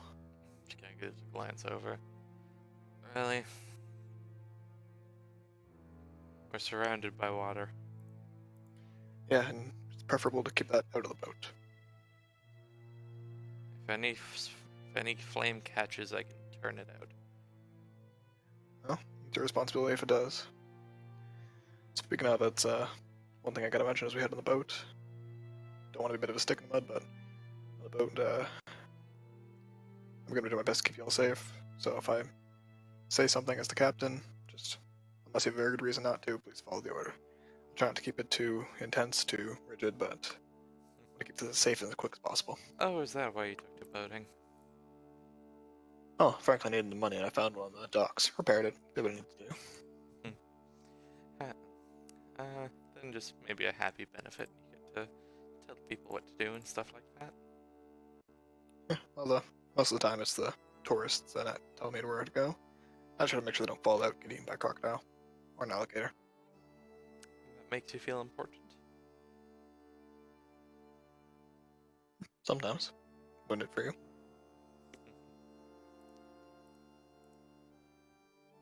Crocodile, you say? You've seen one of them, right? I don't know if they came up as far as where we used to live. I've come across a few. Are there any in the Green Lake, GM? Any what? Sorry? Any crocodiles or alligators in the Green Lake? They tend to prefer the marsh areas, the rivers a little bit more. Green Lake, not so much.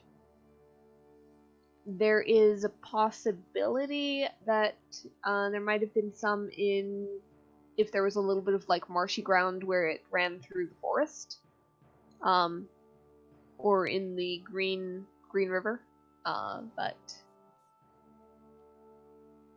yeah, I wouldn't say it's overly likely looking at the setup of the environment and the land. Maybe she saw one by who she was staying with. Possibly. By the way, which part of this little island are we on? The little island? Yeah, are we on like this side? Not quite. It's a little hard to tell with the arrow, but the actual building is kind of on the northern part of it, here. But the docks are down a little ways, so you have to walk a little while, but not too far. The rest of it is kind of a little bit of farmland, a little bit of grazing area. They're fairly self-sufficient here. Alright. In that case, I just say kind of get prepared to sail, make sure everything's all ready. I mentioned, maybe if we go by the Blythe Marsh, maybe see one come into the water through there. Never been myself though, so I can't say for sure. Maybe. Well, if you want one reason to be careful of them, and he kind of takes off this little necklace he has with a gator tooth on it and says, They've got a bunch of these, so best not to make them too angry if you see one. Yes, I'm aware.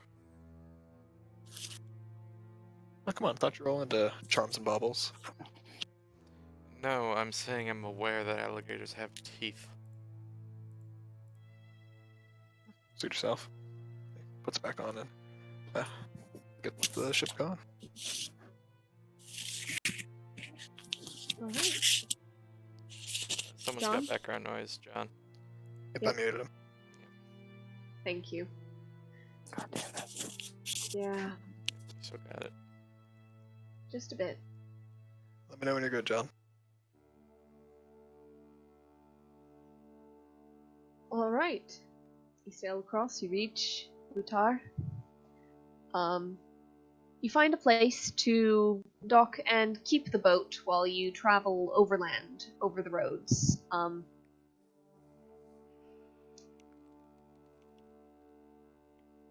Because I doubt that you are carrying it with you.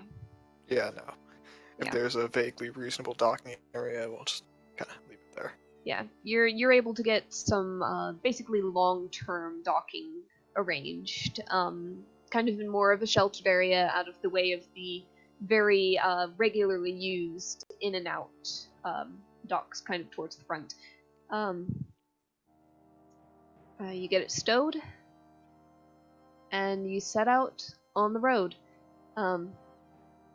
You're aware that Walton is probably a little bit more than half a day's travel from you. You could push it and get there at night. Otherwise, you're either going to have to stay the night in Utar and set out for Walton in the morning, or you're going to have to camp out on the road along the way. Alright, then he'll, we got all the way to Utah just fine, right? Yeah, you got Utar just fine. Alright. In that case, he'll, again, kind of look to Alaris and say, any recommendations where we go? Could stay here, could start on our way. Sorry, If, you're breaking up, man. Yeah, no worries. Should we stay here in Utah, or should we head back to where you're usually from Walton, and get there by night? Any preference? Is there anything? This is John asking the DM. Is there would there be anything that Alaris would know that would be like more beneficial to the party? You know that there's not really any inn, so to speak, along the road. You know that it has been winter, so there is snow and frost still on the ground, though it has been slowly warming up, slowly beginning to thaw, but not quite enough. If you camped overnight halfway there on the road, it would be a cold camp, probably. If you pushed, you'd be getting into Walton. Essentially, it's like the road trip, and you push in order to get there, but you get there at like midnight, 1 in the morning, exhausted. If you stayed in Utar, you've pretty much got an afternoon and evening to while away before heading out in the morning, which would get you to Walton like early afternoon at latest. Also, I'll kind of tap some fingers into the pouch on it and just throw some ash into the air. See what the weather's gonna be like. Okay. You still get a bright little sunshine in your hand. Well, it seems we're not at risk of being stuck out in the rain. At least in the general area. We can check as we go along. Camping's always fun. I mean, It's yeah, good to be out in nature. I'm partial to Walton, but yeah, we can camp out if we'd like. Well, if we get too tired before we get there, we'll camp. But if not, hopefully we get there before it's too early in the morning. Yeah. Any complaints? Can we get some sort of tents? I got one for myself, but we can probably go look in you. Does anyone else have an explorer's kit or no? Don't believe Yes. So. I can check. Pretty sure I I'm sure did. each one has a 2-person tent. I think it just is a bedroll. I can click on it actually. Yeah, I'm not sure that any of those packs come unless it's a very Give me a particular.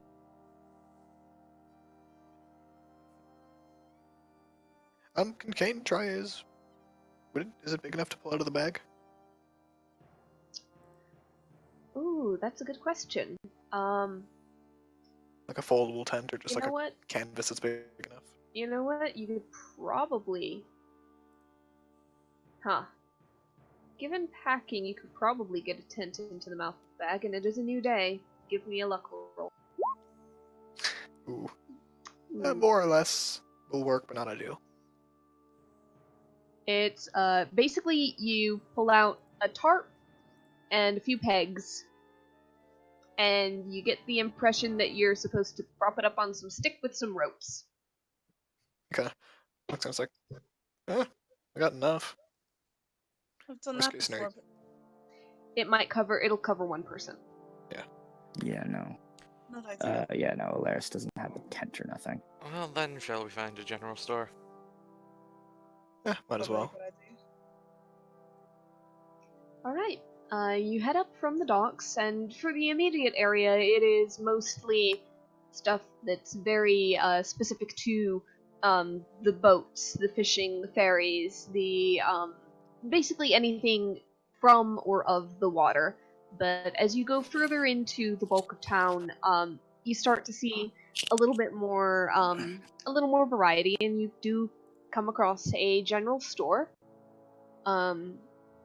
It is being run by a middle-aged human woman. She is kind of average height, but uh, kind of kind of burly in build. And she looks over as you open up the door and says, "Hello, hello. One there, ma'am. Good What can I get morning. for you?" Basic camping supplies. Tent or a bedroll if you got it. Oh, we've got a few bedrolls. As for tents, let me go ahead and check our stock. It seems this is terrible weather for it, really. It's a bit cold. Are you planning on something early, or? And she's bustling through shelves behind the counter and taking things down, looking in boxes, putting them back. Traveling along the river. Worst case scenario, if we had to camp out, might as well be warm. Oh, where are you going up along the river then? Just Soren? north. Vire? Windsor? Probably gonna stop by Walton. See where the wind takes us from there. Ah, first stop, yes. We've got plenty of travelers go up that way, though wouldn't you rather just get an inn here, loves? We were considering it, but expediency is always nice. Young people always in a hurry, aren't you? Yeah, I can't help it. Sorry for that. But I mean, And if you got any advice for young folk looking to travel, happy to take it. Well, I'm not a traveler, no advice really. I prefer me a nice warm inn if ever I have to go out of town anyway. I can definitely respect that. Mhm. I need a hand over there looking through stuff. Oh no, I think I've just about got it. And she heaves down a slightly larger box, rifles through it, pulls out a couple of spare bedrolls, a blanket that's been folded up spare. She's got a bundle of torches in there, and looks like some fishing tackle. As for a tent, yeah, she actually has a couple of 2-person tents. Plonks them down on the counter. Oh, it looks like it's not much of my stock left. But I can part with these two for about 5 gold. That'd work for me. How about that fishing pole as well? Oh, this. I suppose. It's actually a full set, you see, and she pops open, there's this little case. It's got a fishing rod, and it's also got a couple of different hooks. Some spare line in case a length breaks. A little weight, a little bobber, made of cork. and it's a full kit for 1 gold. Who kind of look at anyone else? It's like, uh, who needs the tent exactly? I don't have a tent. Asana, Well, and you need one as well. I have a bedroll, but I'll help pitch in, and Calder will get a couple gold up. And also, do you have some oil? What kind of oil? Cooking? Lamp? Lantern. Lantern. Okay, lantern oil. I believe we've got some over here. And she bustles off a little bit to the side, takes down some mess kits. She's going specifically through her outdoors camping supply section. You see her like heave this this hunting trap over as she's searching. Finally, she unearths a couple of small flasks marked with a little candle flame sigil painted on. Ah, There yes. you go, love. I've got 2 right now. There might be more in the back if you really need it. They are a silver piece each. All right. And Calder will hand two gold and another 3 golds because Calder doesn't have any silver. Alright, and she'll get you your 8 pieces of silver in change. So that's 2 plus 3. There's 1 more gold for the fishing tackle. So real quick, what was our starting gold? Sorry. Probably whatever was in your background. Let me go ahead and see what yours would have. Okay, so it would have just been background. We didn't get anything else for. Yeah, I did not specify anything else. Alright. Just go with Yeah, background so- gold. Like folk hero. So with Alaris's extra gold, I'm like, and you by chance have some hunting arrows as well? Oh, I think we might have a few, though you'd probably be better off looking in a hunting store if you want really fancy quality stuff. But for just arrows, I've got a bundle here. Only 10, I'm afraid, so that would be 5 silver. I think this rounds out to a pretty good price, right? We got about 7 gold on the table. Technically, we're overpaying by like a couple silver. Yeah, she gives you basically 5 silver change from the 7 gold for everything you've gotten there. Well, anything else? Anything else you need? We've got a few water skins, some whetstones, some various general use things, sacks, and some soap. You always want soap out on the road. It's a messy business. Do you have any small beads or anything of the sort? Small beads. She hold says on with her one hair minute. jangling. I'm guessing the sort. Hold on, let me rifle through.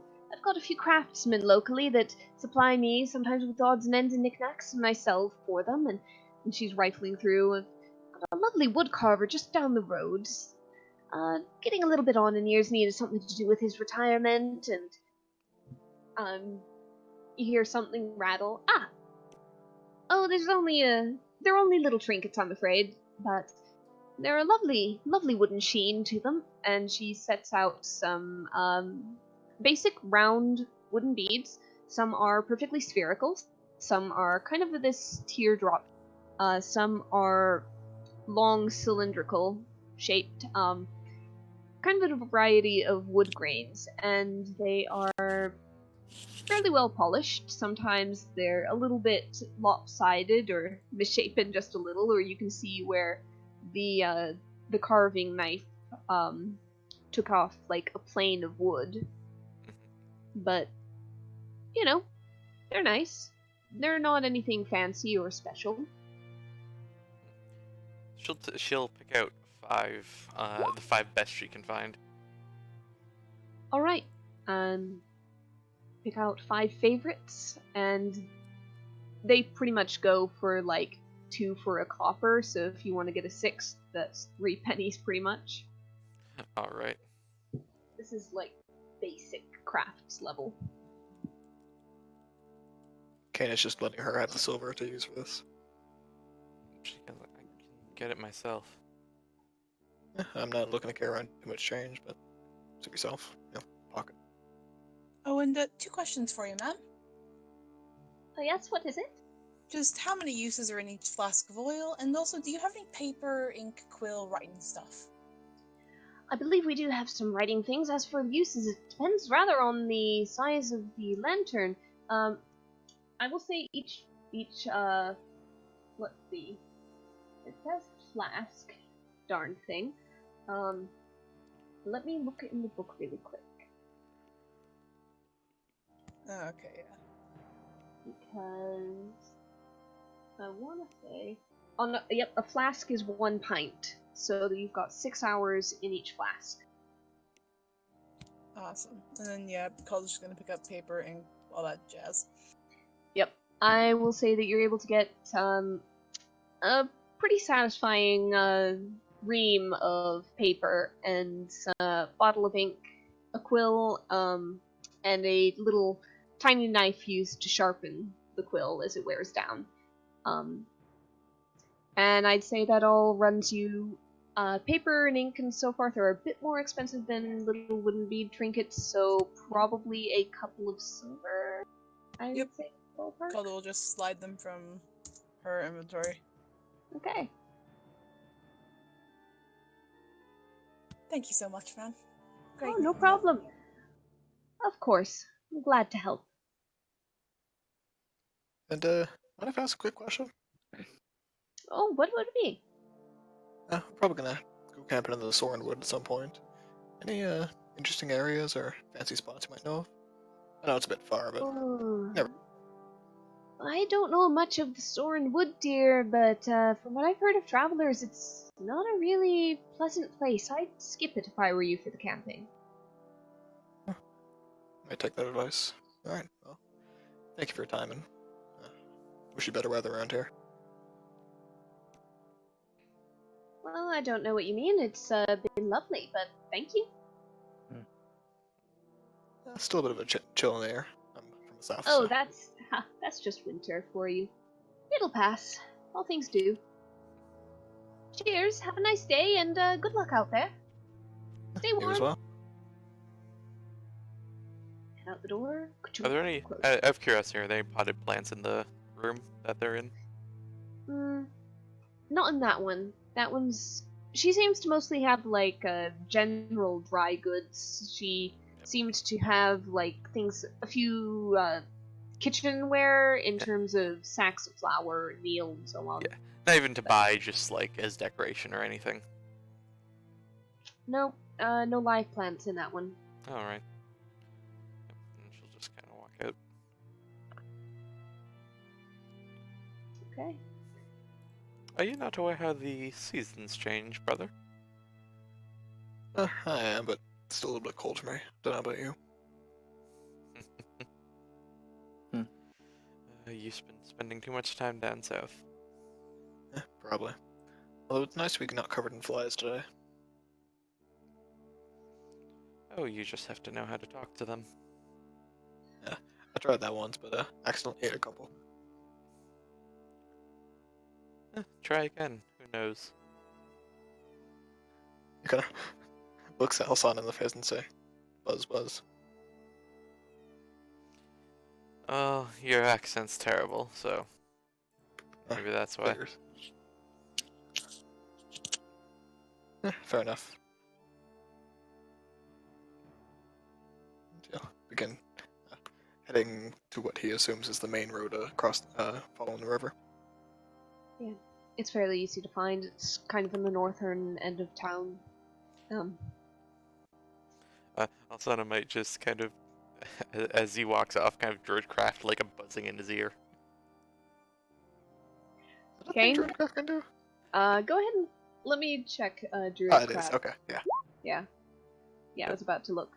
The sound of a small animal? Yeah, I'll allow it. Kane, as you're walking, you're. He knows that bugs can't be right. It's just turning. It's just Uh? turning of the seasons. Yeah, it's pretty much, think of this as equivalent of very late February, early March. Okay, you might get the first few of them then. Okay. Maybe. If it is a tenacious little thing and probably a little over optimistic. Yep, yeah, kind of just looking around for it, kind of giving a glance to Alsana every once in a while, see if she looks like she's casting a spell. And she'll just stop it as soon as he can, like, turns the other way. And just the buzz will just kind of away. I always knew you were the biggest pest around. I have no idea what you're talking about. That's first.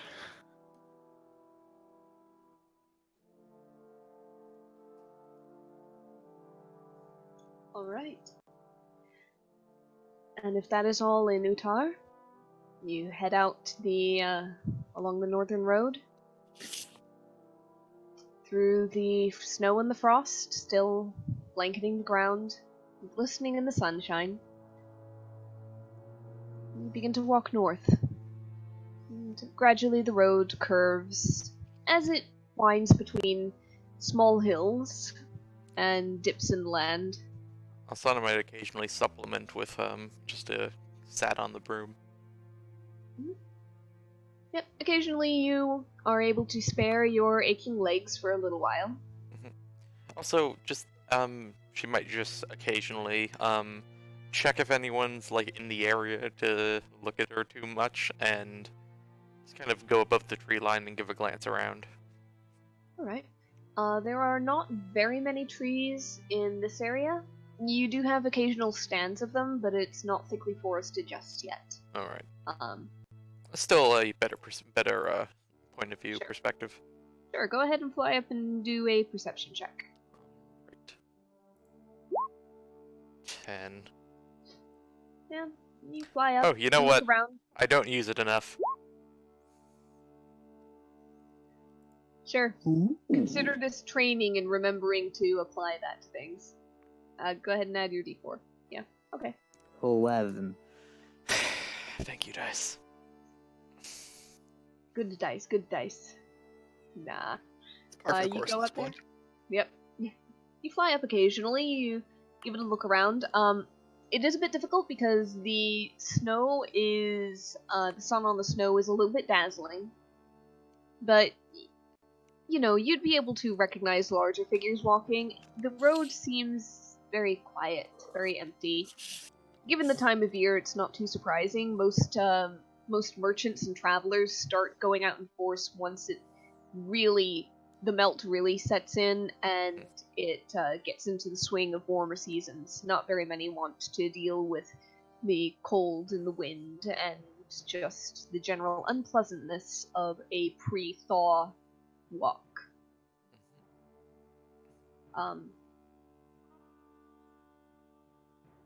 So yeah, you go ahead and you do that a few times, presumably, as you go along. Yep. You march and march and march, and as you go, the sun begins to sink behind you in the west as the road has turned towards the east, casting long shadows in front of you, dark blue against the snow and the ice on the road. And you can tell where the road is because of the way it dips downwards from what travel has passed through despite the winter. On either side, there's these hills and ridges of snow, and occasionally you pass under a stand of trees that are dripping ice and more blankets of snow from the branches. You go on further and further. The sun begins to go red behind you and paints the snow in hues of pink, gold, orange. It deepens into purple. You keep walking. Night falls. Just as night kind of begins to fall, kind of check with everyone. It's like, you guys want to keep going, or should we settle down for the night? It's up to you. I'm okay to keep going. Yeah, just a little more. I could do with Hopefully either. we can- All right, let's make it for a good journey then. Would Alaris know any like ways from from Utah to Walton like a quicker way? This Just is like- the quickest way. This the It quickest is. way? Okay. Yeah, it is very direct. It's the path that people Okay. walked that got them there the quickest, and therefore the path formed. Yeah. More or less. In a better season, you might trek a little cross country where the road instead curves around a bit of a hill, but at this point, with snow, struggling Yeah. through that would take Okay, you more time than, going around. Makes sense.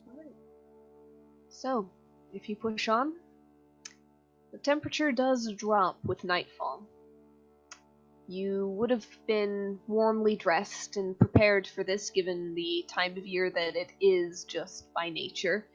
But still, it is noticeably cold.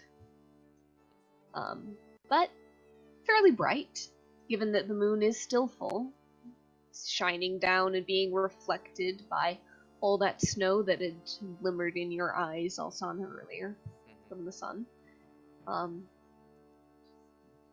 So it's not pitch black. Even Calda has enough to see by. Though perhaps not quite as far, not quite as brightly and clearly as the rest of you with dark vision. Mm-hmm. You keep walking and walking. You're starting to get a little tired, but not to the point of actual exhaustion. And finally, you begin to see a little bit of light in the distance. It's a warmer glow. Not very, very bright. It's faint. But, Elaris, you know it. It's home. Yeah. You can see the much darker shadow of the Sorenwood on your right. Further east. Not quite south, but getting there as you draw closer to Walton. On the northeastern side of it. Asana will hop off the broom. You draw near, you follow the road, swings a little bit closer to Soren, and then up into a small village. You can kind of see it from a small rise in the road just before you descend into the village proper. And from what you can see, there's perhaps 24 buildings, perhaps. Most of them are single-story, built of wood, it seems. Some have slats or shingles for rooftops, the others thatch. Only 3 in the whole village seem to have more than 1 floor to them.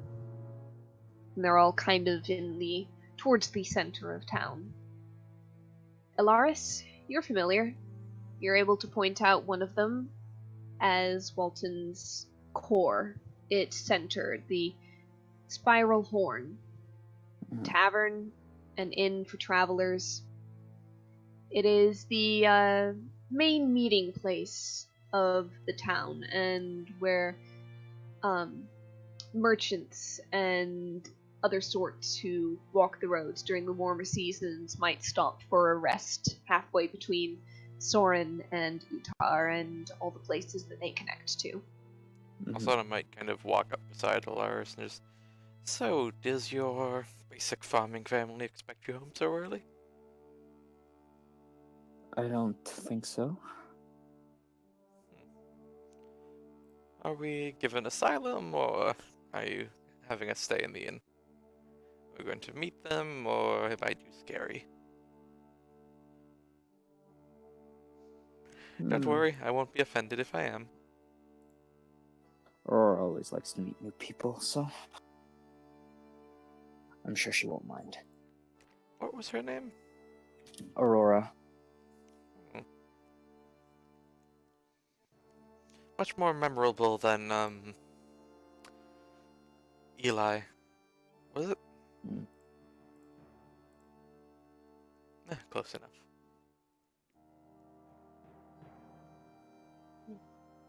The light that you'd seen was just a very few windows still lit, mostly in the building that Alaris points out as the town's inn and tavern. For the most part, it seems that it has gone to sleep. There is some faint smoke rising from chimneys from fires banked but kept low in the hearth for warmth. You head down the road into the town. You pass by a few houses, dark as all the rest, as you go up this road from the south. Ilaris, you know that a couple on the edges are uninhabited because people either moved out or they left or nobody moved in. You pass by some of your neighbors, and you fairly quickly reach your house as it's a little bit more on the southern side of the town. Mm-hmm. It's a little towards the center. It's actually not far from the Spiral Horn, and just across from the other two larger buildings in town, the Meadow Crags and the Boltons. Mm-hmm. But that is for another day. For now, you found home. Single story. Simple. It's got a main room, a couple of smaller portioned off rooms on the side for sleeping and for basically for privacy. And you go up to the door, unlatch it, open it up. It's dark inside, but a cozy kind of dark, and just a little bit of faint light from that hearth fire. Seems people are asleep. Yeah, can I go check on Aurora and Gage? Okay. Real quick. You kind of poke your head into your own room, and you see Aurora asleep on the bed. Seems oblivious to your presence.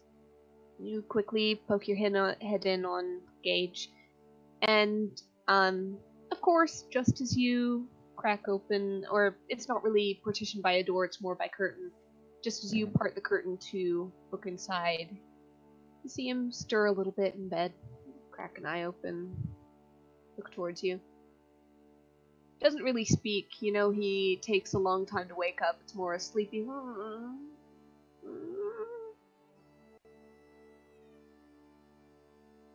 sleepy mumble. Hey, Slugger. Hey, yeah. Oh, am I dreaming? No, this is very much real. Okay. God, you're home. Go back to sleep. And he Yeah. turns over and Get some rest, kid. puts us back on. Get some rest. Good night. Where's the party during this? Yeah. Alaris, did you lead them to the home first and let them in? There's space on the floor if they want to set out bedrolls, or you can take them over to the Spiral Horn. I'm just gonna go into my room. Mm-hmm. Sort of. I'm going to yeah. I'm going to try and best as I can. Yeah. Okay. Yeah. I'm gonna sneak over to Aurora, place a kiss on her forehead, and walk out. Yeah. A slight stir, sleepy sigh, but no further reaction. Little smile might cross her face, but she's asleep. And yeah, I'll lead him to the Spiral Horn. Okay. It's late. The doors are shut. Nobody is really still in there, but when you go in, you know, one person tends to be up just in case something is needed. The family tends to sleep in shifts, and you head in, and right now it looks like it is the middle child's turn, Lavinia. So you see the rest of you less familiar with these people, this place. You walk in, and it is a fairly standard tavern setup. You've got a large seating area with various small tables and chairs, a slightly larger fireplace hearth on one end. Again, banked for the night, a little better than embers and coals. And behind a counter, seated on a stool, is a halfling. Seems to be, at a guess, late adolescent. Female, curly brown hair, kind of a pleasant round face. But at the moment she had her cheek propped on one hand and the elbow on the counter, and she's flipping absentmindedly through a book set on the counter, and she looks up. Oh my god, it's Nessa. Oh. Not quite. Oh. Hey. Hey. What are you doing here? Well, is there something wrong? We're passing through. Can we get a room for the night? And she looks and seems to actually notice those behind you. Gives like a light hand wave. Yeah. Sure, I guess. So, one room, right? She hops down off the stool. Maybe more than one. Yep, the area behind the counter must be raised, compared to the floor beyond, because you never actually lose sight of her. She doesn't disappear behind the counter when she hops off the stool. She goes over and starts, she lifts a key, hesitates, looks back at you, Alsana, kind of pointing at another one. Yes, yeah, our please. rooms... Yeah, okay. Okay, just so you guys know, our rooms are mostly one bed. Some of them have two. This one's a 2, this one's a 1. I'll take the 1. Okay. I don't think I need a room for myself unless... Yeah, I kind of guessed, Mr. Tunderfist, unless Mrs. Tunderfist is really mad at you for something?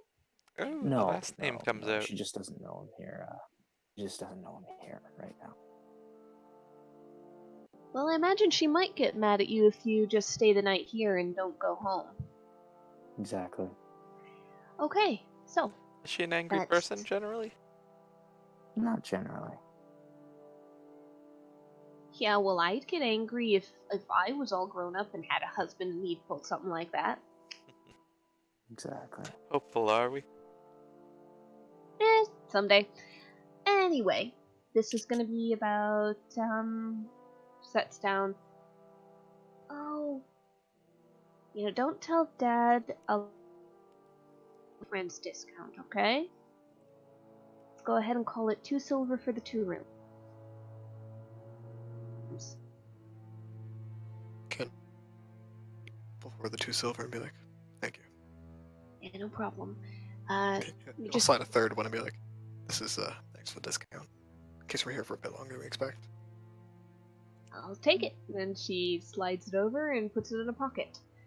Okay, so it's just up the stairs that way. I'm afraid we're not actually serving dinner right now. It's long since been, put away and everything. But breakfast in the morning. I mind the 3rd stair on the way up. It creaks off. The 2nd and 3rd on the left. It's appreciated. Thank you, dear. You're very welcome. When everyone goes upstairs, Cobble's just going to be the last one. Hop up on a stool. Remember, you can always count on Copper Kettle hospitality. So cute.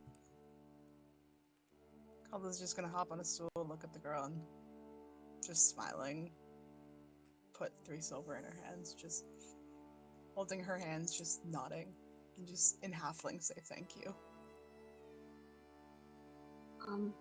You're welcome, but... Oh, It's alright. It's alright. That's a nice tip. Take it. Please. Okay. Well, whatever you say. Caldwell just wipe some tears from her eyes and run up.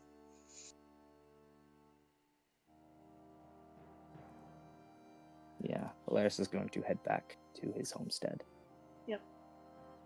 You're able to head back. Aurora is still very much asleep. He's going to try and stealth mode his way into the bed. Try another stealth check. Okay. I'll do another sleepy perception. One. Yeah. Someone's wearing. Yep. She seems Husband to stealth is a special skill. Husband Yeah, apparently. stealth.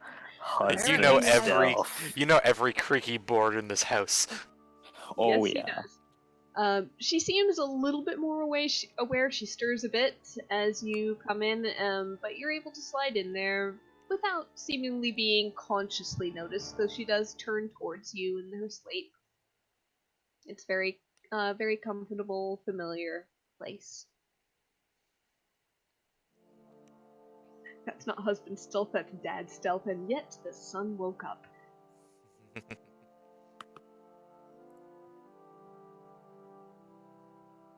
Oh, Alright.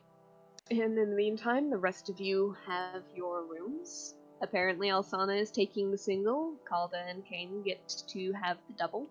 Yes, and bedsheet is placed in the doorway. Yep. Windows are completely closed. I was about to say, there is a window here, but it is shuttered and pretty firmly latched given the time of year, so not too much light is coming in through there. Is the shutter made of wood? Yes. If she could make the wood like grow a little, just around any small corners that might let in light. I think Druidcraft typically needs live wood, but you know what? Go ahead and do a wisdom check. Spellcasting modifier. Yeah, you pretty well seal it. In fact, those shutters might be a little hard to open next time somebody wants to air out this room. They're pretty well stuck. Oh, well, we pay for the privilege. Something. She goes and lies down. Once again, disassembling the hair. Yep. Not such a bad day, so maybe no new inmates. Yeah, went okay today. I don't know, those stealth rolls on the dex rolls on the broom were pretty bad. Oh, true. Yeah, but she doesn't have anything for particularly perception, so. Actually, sealing that window might bite me for something I'm going to do tomorrow morning, but it's fine. Alright.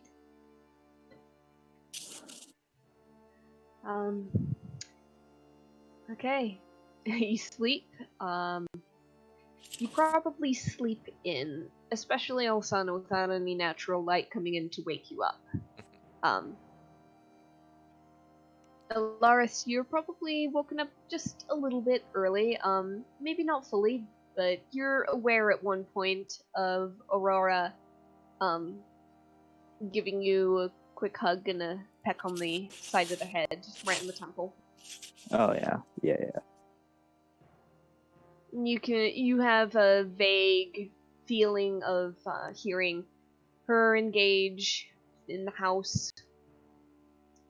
You're actually fully awakened by the smell of breakfast.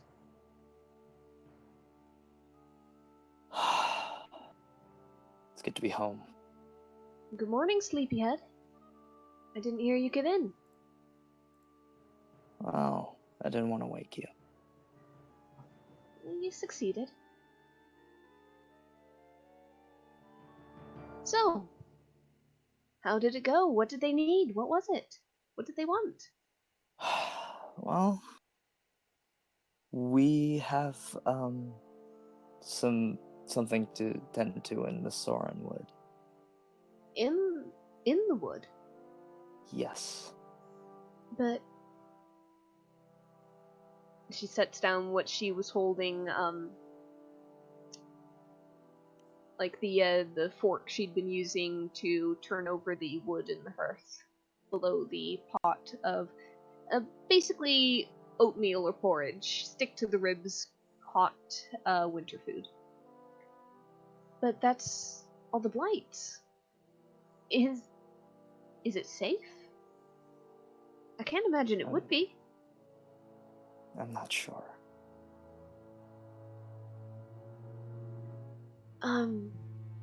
Okay, why? Why this? Why now?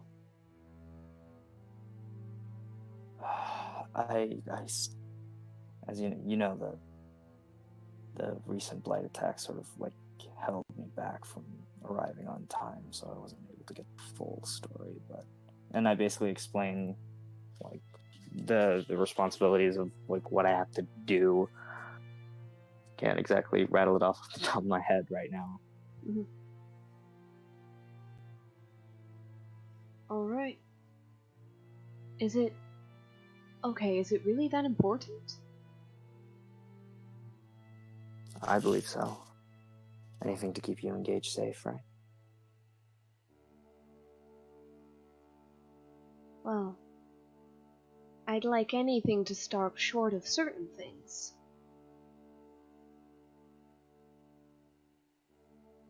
I promise you, I'll do my best to return home. I'm going to hold you to that promise. If Good. you don't make it back, I might have to hunt you down myself and drag you back myself, won't I? I look forward to it. You probably And I give should. her, and I You'll give her. be in so much trouble if I. I consistent, like, as this conversation is going, I've been consistently walking closer. Yeah, she consistently shakes the walks poker. closer. She shakes the poker at you playfully and then lowers it so that she can give you a hug. Hug, peck on the lips, etc. And you hear an ew from Gage as he covers his eyes. Not in front of me, Mom, Dad. Come on, I just got back. Just one. Fine, just one, but I don't have to watch. You definitely don't. And I put my hand on top of his head and I do the dad shaking. The ruffling of the hair? Yeah, the ruffling of the hair. Yep. There's another protesting squeal and little hands bat your arm away. He's not as tiny as he used to be. It just hits you again how much he's grown. He's not entered the teenage years yet, but he's getting there. He's shooting up like a little weed. Yeah, I haven't noticed how much you've grown. It's been like 3 days and you've already... Yeah. Oh, come on. I know, you and I both know I didn't grow that much in 3 days. Want to check? And I walk over to the door Where's the doorway with the nicks in it? Where's the chuck? Yep. Yeah, the Goes over to, it is actually his doorway. And he puts his back up against it, stretches a little, and there's not really much difference between the last and this one. Like, maybe centimeters at most. Growth is growth. Just man. a couple, yep. So you put a little nick in the door frame. Gage, aged 11, just a little bit further up from the last Gage, aged 11 that you put right when he had his last birthday. Yeah. Months ago, but yeah, he's made some progress. Yeah. Meanwhile, the rest of you are waking up to a lot less familiarity, but still, you've got the scent of breakfast down the stairs. Lana awakes and just like, oh, total darkness. How unusual.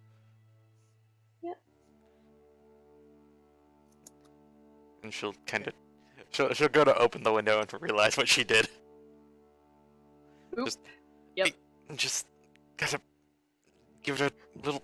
I like to imagine it's one of those sleep things you do, like you just place two things on top of each other where you really shouldn't have, because you were just that tired. Can I have a roll of strength just to see? Roll strength, sure. Just make it a check. 2. Doesn't budge. She's like completely horizontal at one point.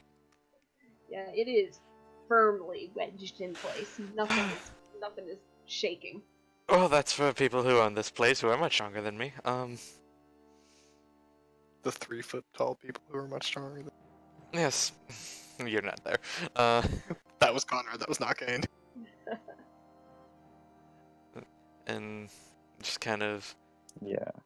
Fine. Yeah, would Check the weather. Turn on the weather Alaris, channel. You know, would Alaris, like, you know, be like, they should be waking up right now. I should probably go see them. Would he like know if they were waking up or not? I mean, you Just can generally assume by it's like morning. like when the kitchen's on and just generally. Yeah, you can assume it's morning, it's breakfast time, people are stirring, people in this village tend to rise early. Yeah. So if your fellow travelers are not up by now, they should be soon. They will be.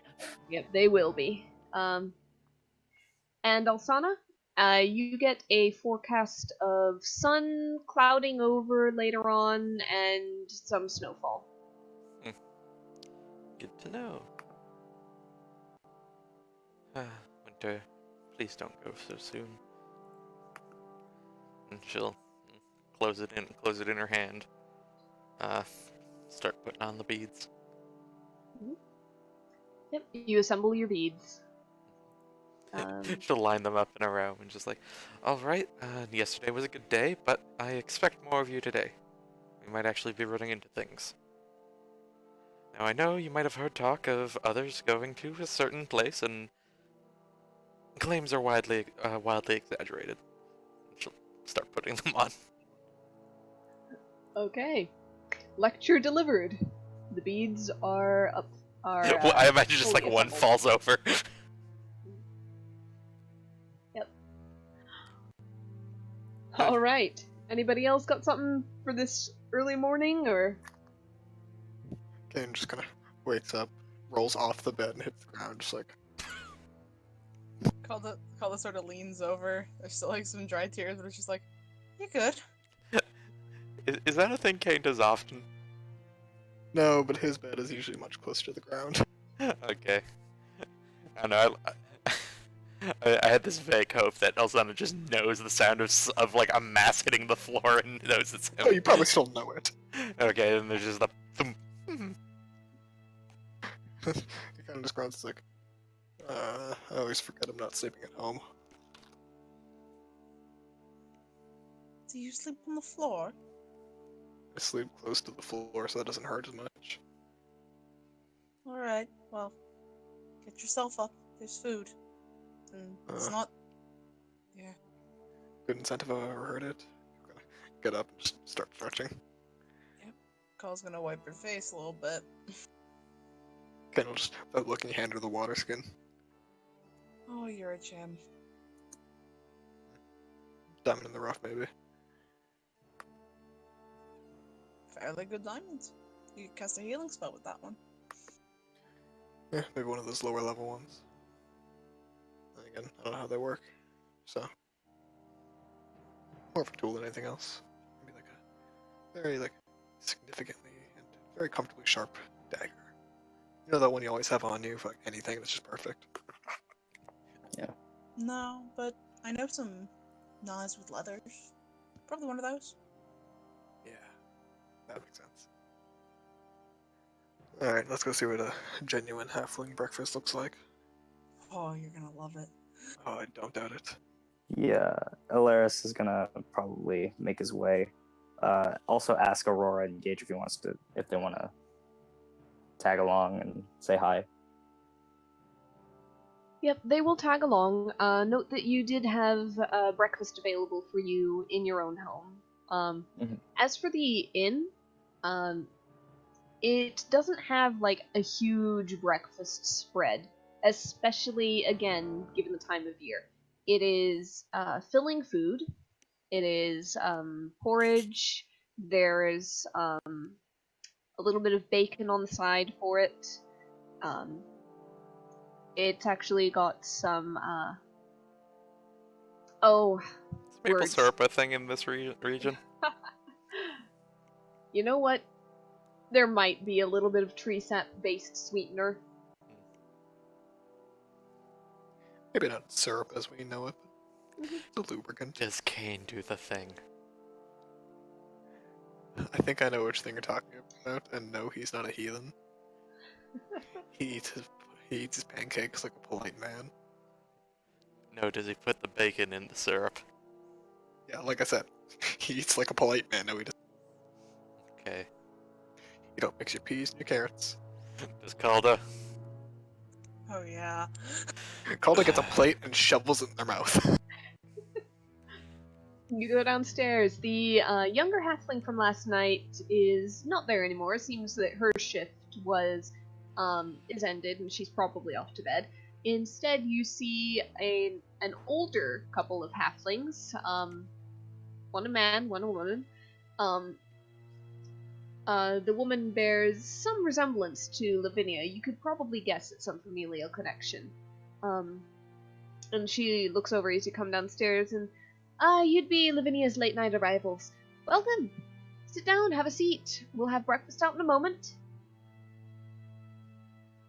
Much obliged, But if, once everything's served, we just kind of chat with you guys. We don't know much about them. Well, of course, of course. Always wondering what brings travelers this way this time of year. It's all usually something fairly interesting. She bustles into the back briefly, emerges a minute or two later with three good-sized bowls, filled with that porridge, that oatmeal, basically. There's a platter of bacon to share, crispy and fried. A little pot of that syrup in case you want to pour it into your otherwise fairly plain oats. Or other places? Or other Oh. places. Like an absolute fiend. Excuse me. Hey, some people will break the bacon up in the porridge or dip Also- it in, or... Devin, of all the people who can talk about terrible eating habits, Oh no, this you is can Alsana fuck- speaking. You can fuck. This is Alsana Okay, I was gonna say, speaking, you you can- fuck. Just making sure, because you can fuck right off. Alright, okay, Yeah. Mr. In character. No, this is Alsana. Just making sure. And she is like biting her knuckle as she's like glancing over at Calda occasionally. Alda mixes everything together. I imagine when the bacon is put down, Kane and Calder have like the anime, just the eyes are shown at the two of them, and it's like the forks go after. Yep, there is a brief duel over the bacon platter, or at the very least, a very clear division of it into two halves. For an Count instant. the pieces. It's like poker chips. One for you, one for me.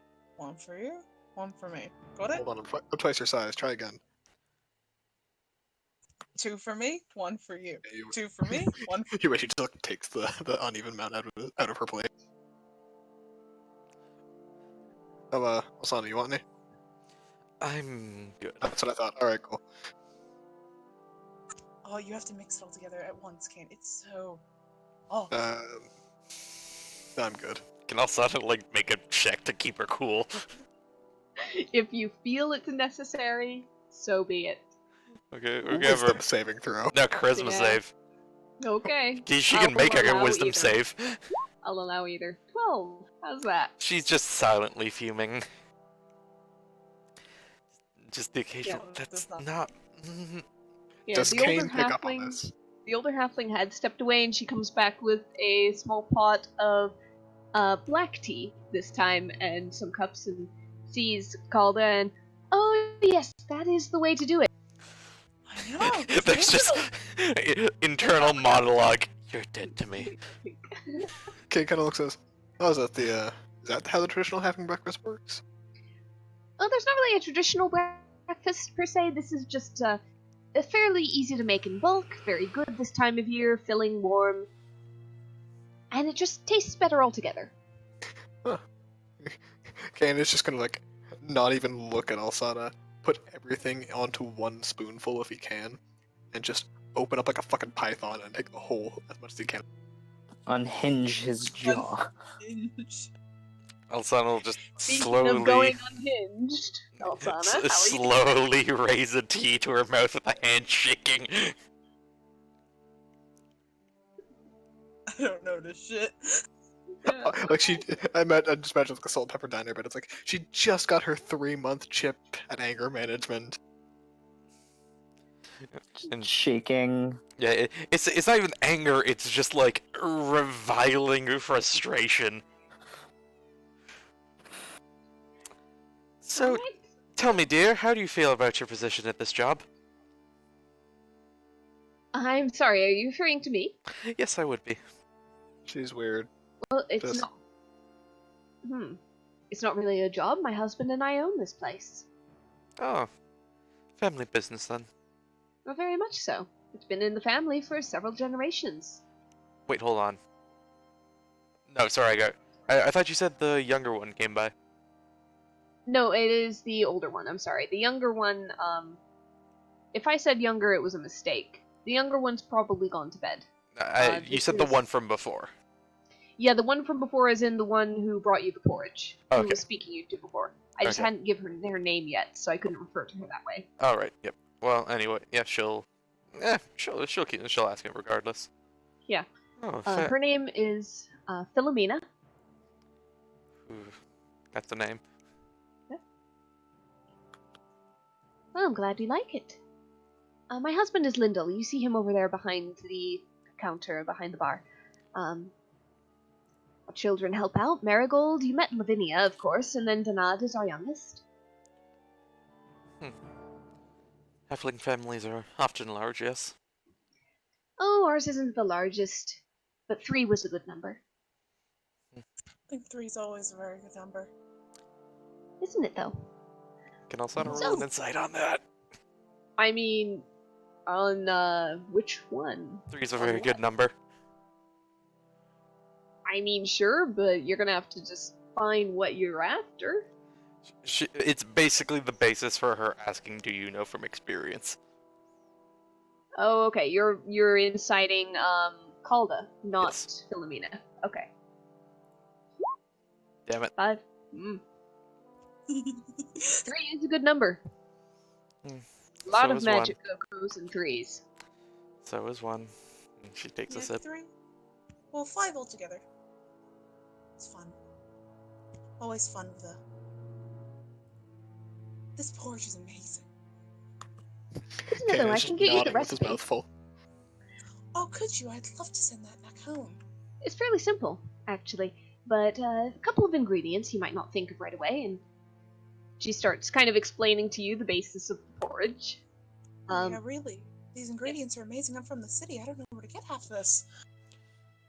Alsana will slowly go into her bag on her side, into her herbalism kit, take a small Oh, we've- pinch of charcoal and drop it in the oatmeal and continue eating it.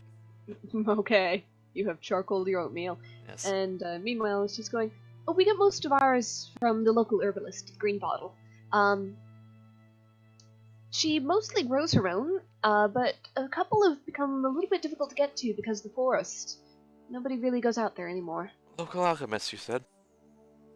Alchemist, perhaps not so much. Herbalist. Oh.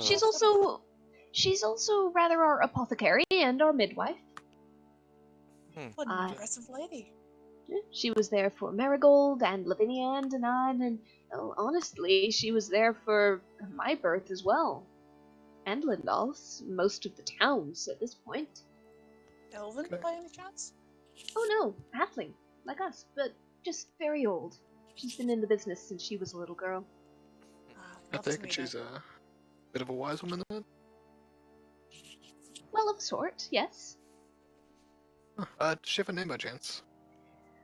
Yes, Seraphina. Seraphina Greenbottle. You can find her Actually, just down the road. It's just across the way. Oh, that's appreciated. I'm guessing by the name it's a family business.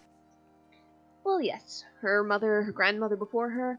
Unfortunately, she never had any children, though she does have a little apprentice now. Shayna, I believe. Oh, really?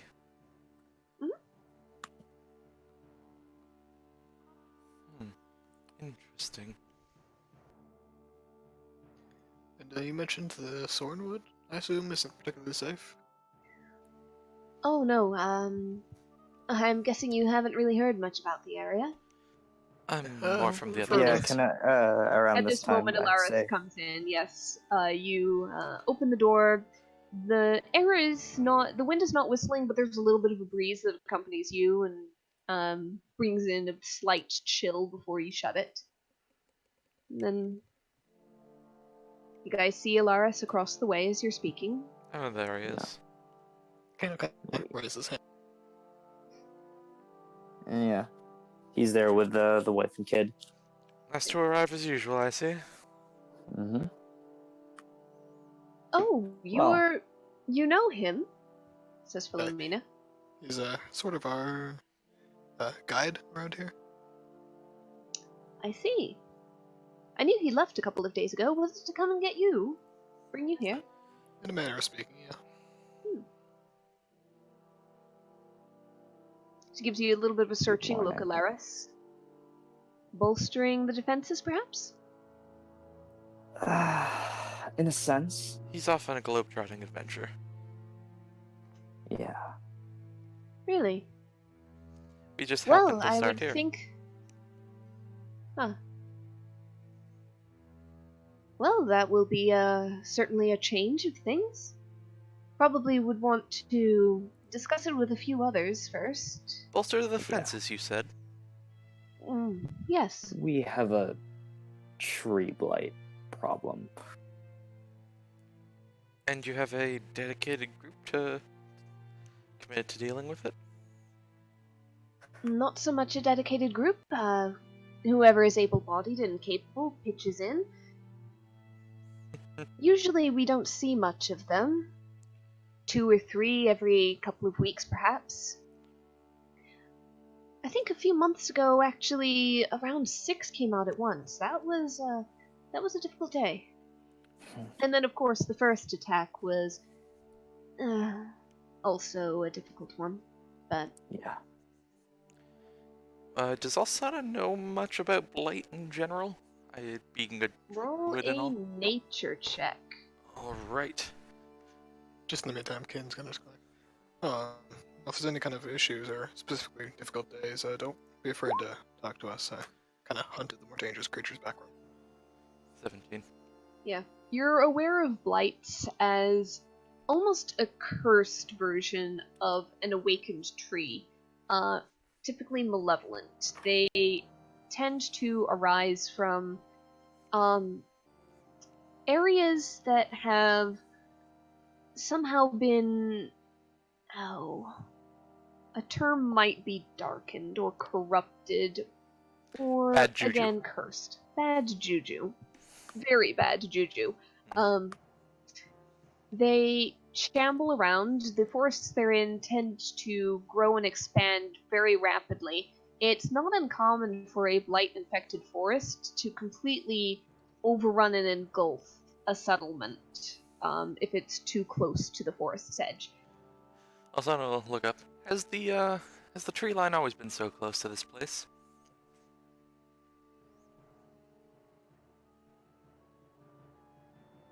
Actually, Aurora pipes in, we've been cutting it back fairly regularly. Any local magic casters come in recently? I can't think of any, and Philomena goes, well, not that anybody said. We get travelers in the better times of the year all the time, but nobody's been flashing anything magical, if that's what you mean.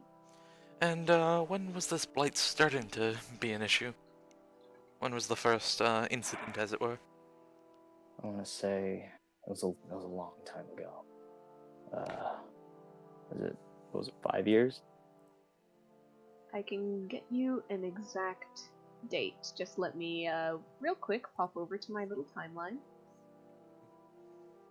Got all the world in. Yep. Timeline is so handy. Because...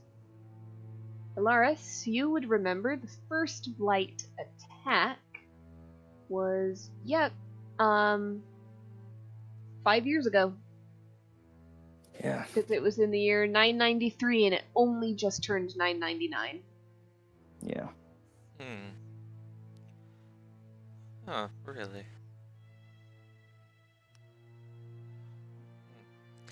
I have a But the idea. first ones, Philomena says, the first ones were actually sighted on the very edges. I think a few years before that, they just hadn't come out and gotten aggressive with anybody in the village yet. Do you know We anyone never who expected.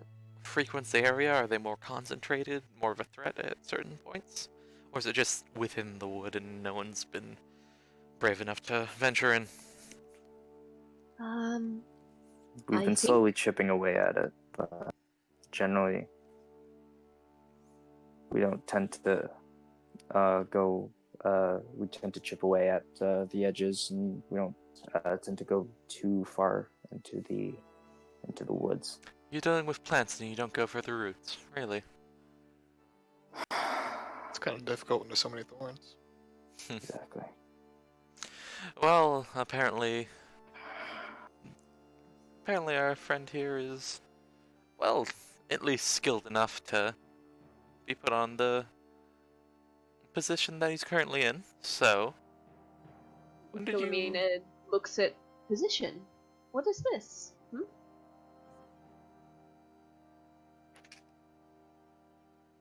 Sort of a Well, yeah. pilgrimage. The assignment search for person. from the person who tasked us with this globe-trotting expedition. Oh, really?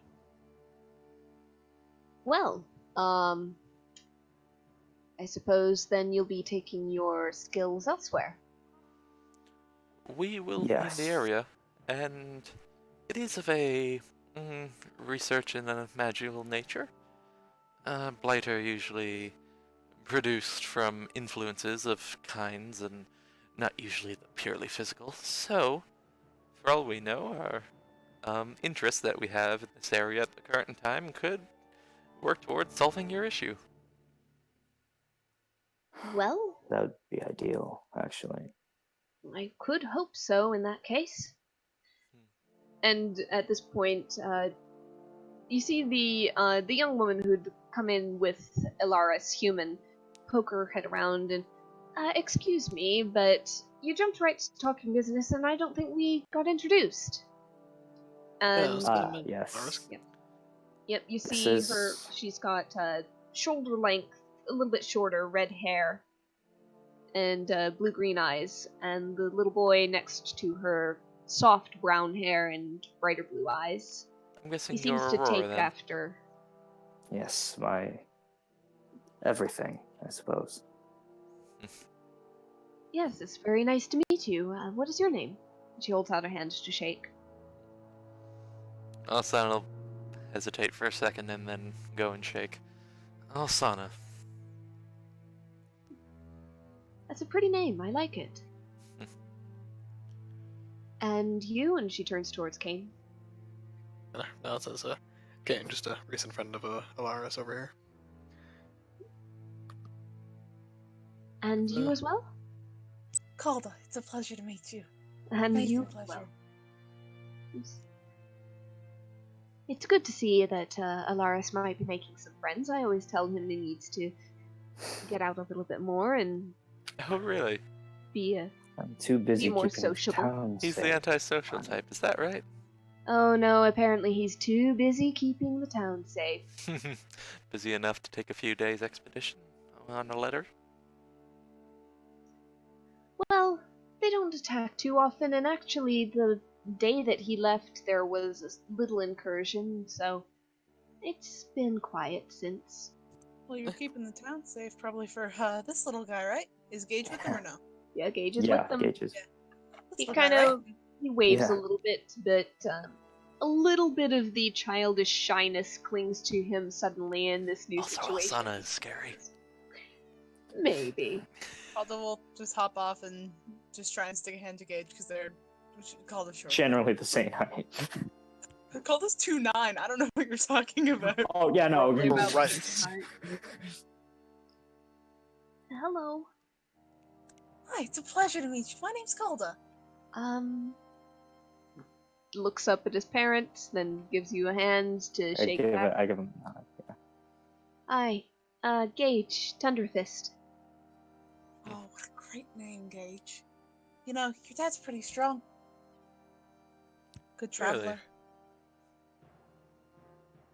Well, we haven't seen it all. He was a bit late for the first session, wasn't he? But he has the potential. He's with us. You saw how we were. You saw how we worked. Works the same. I'm sure. Well, Long as that's things good. get done, okay.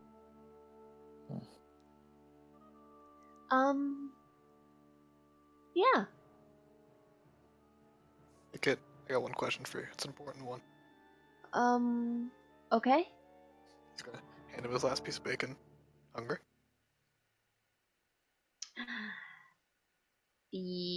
Yeah. He's gonna look up at Aurora and be like, "May I?" Well, I suppose it's not going to spoil anything. He's a growing boy. He needs Yep. food. Gage takes it and scarfs it down. Kinda Sitting there, pats standing there him licking on the head. grease off his fingers.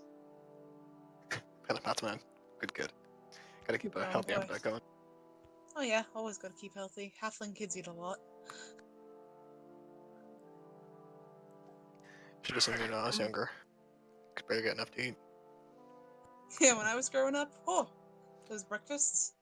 A lot of siblings. Few. Only a few. Yeah, not many kids run in the family. So what, one brother, one sister? Two brothers or two sisters? 2 brothers. It's alright. All alive still? Oh, those questions are back, aren't they? It's awfully morbid. I That's notice awfully morbid. I notice you're dodging it. Oh, you notice I am. Maybe if Can you you- keep asking different ones about my family, I may stop opening up altogether. And yeah, like Alaris like just sort of like leans over to Aurora. It's like they're a bit eccentric. Okay, and it's just quiet. As the gaze, cup like- of tea. As the gaze turns over to the couple and she's like, so what about you two then? All the parents still kicking? I apologize in advance, my half sister.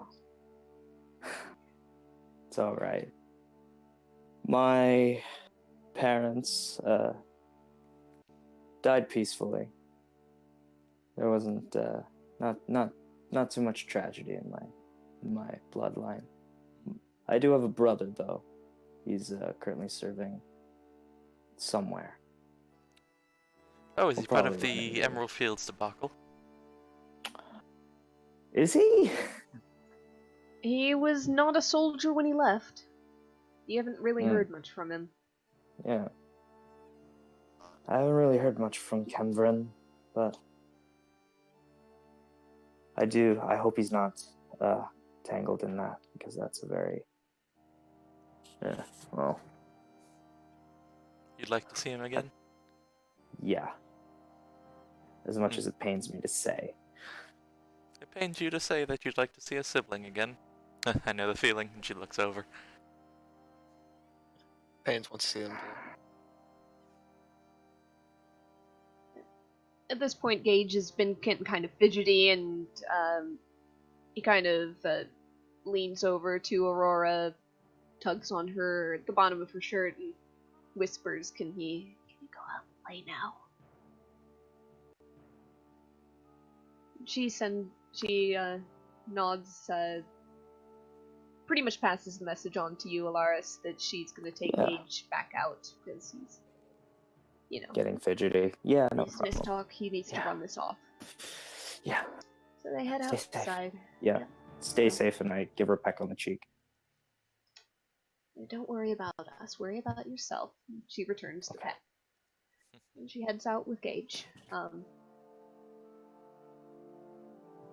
By this This is the point, mushiest Philomena goddamn character has... I've ever made.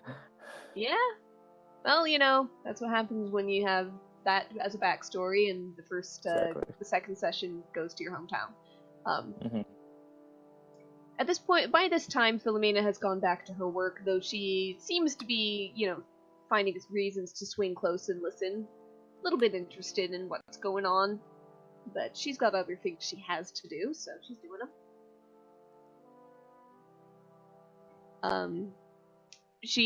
There's not really any other guests traveling through right now. Mostly she's seeing to, a few of the fellow, villagers who actually come here to get a quick breakfast before going about their day, rather than cook for themselves. You know that some of them basically trade for the daily meal. A lot of the system in this village, Alaris, is built not just on coin, but on bartering. Mhm. Somebody might bring a case of eggs from the chickens they raise, and in return they get a breakfast every morning, or something along those lines. Yeah. So, Alaris, Yeah. we didn't see you fight much, given time frames. What do you do? Where did you learn? Well, and I summon my Exanthian crossbow. Oh my, aren't you Yeah, fancy? I suppose so. Is it always the same one, or do you have a series you pull from? Well, this one is the one that I'm most comfortable with because I've had it the longest. Although it wasn't always in this shape. I'm sorry, what other shapes do crossbows take? Well, as you can see, and I hold it up, it's a heavy crossbow. And it's like, this wasn't originally a heavy crossbow. Kane is looking very intensely at this information. And what, you got it reforged? A wizard sneezed on it? Hard to reforge wood there, sister. I know, that's why I'm asking. Have you ever heard of hexblade weapons?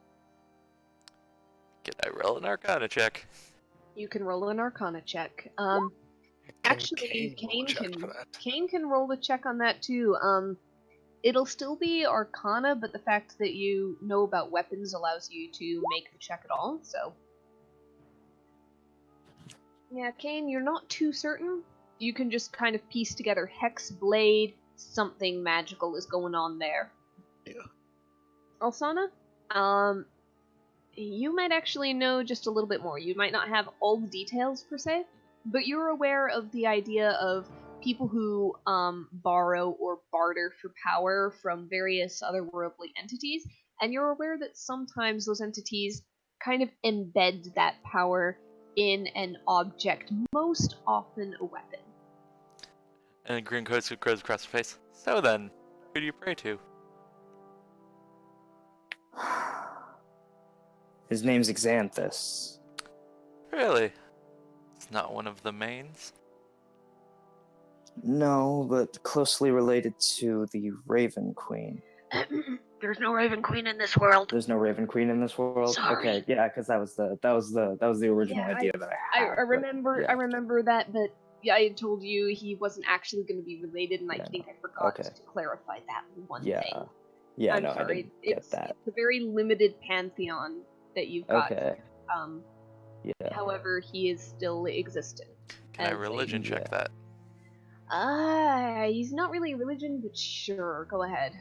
Alright. Yeah, I just say Yeah. Xanthus. 21. You know that Xanthus is not the name of any of the gods. It's not even a pseudonym of the gods. However, you're aware that there are forces, beings, personifications of almost concepts that are not counted among the gods, but still exist and still have some measure of power. So it's not one of the... It's not any of them from the trios. No. What does he represent? He, I assume? He. Xanthus is... Well, he's the personification of death's inevitability, the slow crawl Really? to the long sleep. And there's like a bordering on sinister grin on her face. My goodness, you are not as boring as I thought. Look at you. Yeah. Huh. How have I not heard of this then? Is he secretive? Does he talk to you? Or maybe you don't know as much as you think. Occasionally he does. And Asana looks over. Well, I was right on that one. Please tell me how much you know. I don't pretend like I know things. You do. No, you pretend to know that I pretend to know. So he occasionally talks. What was the nature of the, deal you two made then? And why a It crossbow? was 5 years ago. When the Blight started. Were you in the first Yeah. attack? Yes. Let me I guess, you were was. on death's door and the power came to you. Not me. And I look behind me to what I'd imagine is Aurora and Gage playing out in the front yard. They've stepped out beyond the view of the windows. You know that some of Gage's friends live a little bit further into town, and they like to play in the central courtyard area. You might not see them from there, but you know they're out there. Mm-hmm. Yeah. Oh, the So, power to protect one's family. yeah. Were they injured, or could you just not be confident in yourself that you'd get there in time? Or be able to do anything? I'm a family man above all else. I've noticed. Anything to keep my wife and kids safe, right? I suppose, but, well, was it a confidence thing? Was it simply you needed something to shoot something else far away? Big angry tree didn't reach out encroaching to on him. your house? I didn't reach out to him, he reached out to me. There were a group of adventurers set to deal with the Blights, go into the Sorenwood and cut it off at the root. I was chosen. Now, 5 years ago, I was not the man that I am today, obviously. I was a scholar. I had an honest living at the sawmill and did studies in my spare time. A scholar, my goodness. I was chosen to essentially haul whatever excess goods they had. I was You a were a bag pack mule. carrier. Precisely. What, no donkeys in I town? would- I wished, but no. I was to watch the bags, keep them safe, and they went into the Sorenwood and they And their never story represents came your god's out. values, the inevitability of death. Is that it? No, they went in, they never went out. Now, Yes. the funds they were going to gather from whatever they could find in the center of the Sorenwood was going to help us create a defense. Hopefully hire some guards from a nearby city to watch over the town, but they never came back. So I grabbed a crossbow from their extra cache of weapons and I ran back to Walton, and it was under siege. Gage was on death's door. I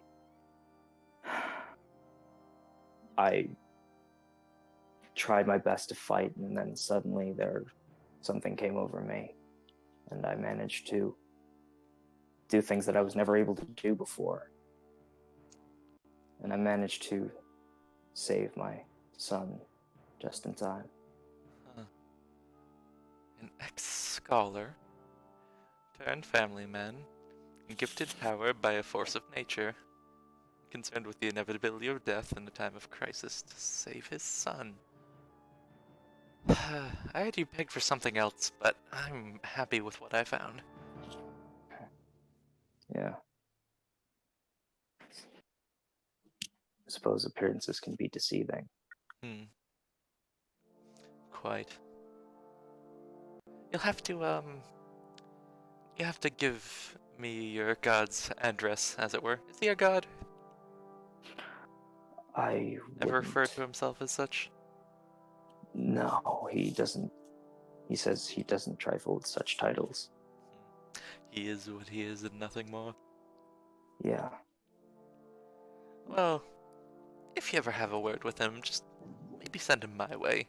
I'm not looking for a bargain, although more power in our little pursuit right now would be nice, but maybe have a talk with him. I'll I see seem what to I like can the do. cut of his jib. Also on a question. Yes, brother. What's a jib?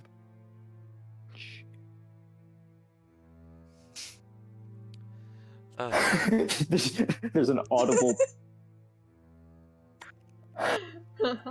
Can pauses be audible? Buzz. Yeah. The point. The silence rang out through the room like a gunshot. As Devin Googles jib, Yep. Okay. Okay. We've had this conversation so many times. I love it. I have I now. told you what a jib was weeks ago. Yep, and I just I know, remembered it. That's exactly what Kane is asked. Can she make a history check? Make a raw intelligence check. Alright. oh my god. Roll for jib. You Okay. actually Roll for know what jib. a bloody jib Roll is. for jib. You read it in a book. You read about it in a book, and though it takes a little bit to call to mind, just because it wasn't your preferred area of reading and expertise, you do recall references to it, and you do recall a day in one of the libraries where maybe you got a little bit bored, maybe you were hitting a wall on something, and you decided to follow this odd thought in your head. Where did this phrase come from? And so you are aware that a jib is, in fact, a sail. And she turns like, why do you ask, sailor boy? Oh, the word sounds familiar, but never thought of the phrase. Cole's gonna give Can a look to can Alaris she and insight this to see if he actually just knows what it is? Sure. Do the insight. 16. He knows exactly what it is and is actively fucking with you. Calder's gonna give a look to Alaris and just go, you did it to save him. Yeah. Calder's just gonna reach out for his hands and just give them a squeeze. And there's a silver in between which she lets go. Just... She's... This is for Devin because he insight checks like a fucking maniac. There's something. Mhm. But are you currently focused on the smug half-orc of a brother you have? That's true. Yeah, no, I will say fully she misses this because she's looking over. Alright. Well, maybe when you remember it, you can do your job better. Fair enough. Though Trying to considering get... you're gonna be one of the ones on the boat, I figured you want me doing the best job I can. Yes, but we're not swinging by the Emerald Field, so that's not going to be too much of an issue. Fair enough. I'll have to quest for the name of this jib, and how I might get mine cut as well as I can. It'll be quite the quest. As you're chatting, Philomena across the room has sent her youngest, Danad. He looks the halfling equivalent of like a 14-year-old, perhaps. She sent him up the stairs with a bowl of porridge steaming, and Alaris, you would know that part of the defense structure that this town has put together, aside from like a trench outside the town that you guys would have missed coming in the dark, was also kind of a makeshift watch tower room, just kind of built onto the side of the spiral horn on the second story. It's basically they're the tallest building in town on that's closest to the Sorenwood. And they're also a public building. So basically there's a rotation of people set to keep watch up there with basically the equivalent of a gong and a hammer. And they're just to set noise off if anything comes out. Bell ringer. Yep, bell ringer. So yeah, you can probably guess, you in particular, that breakfast is being sent up to whoever's on shift right now.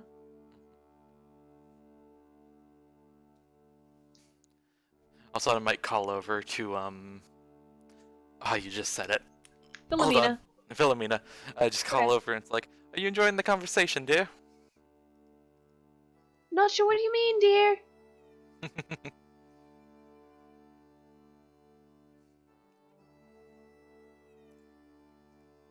She seems to be enjoying several conversations, bustling between them.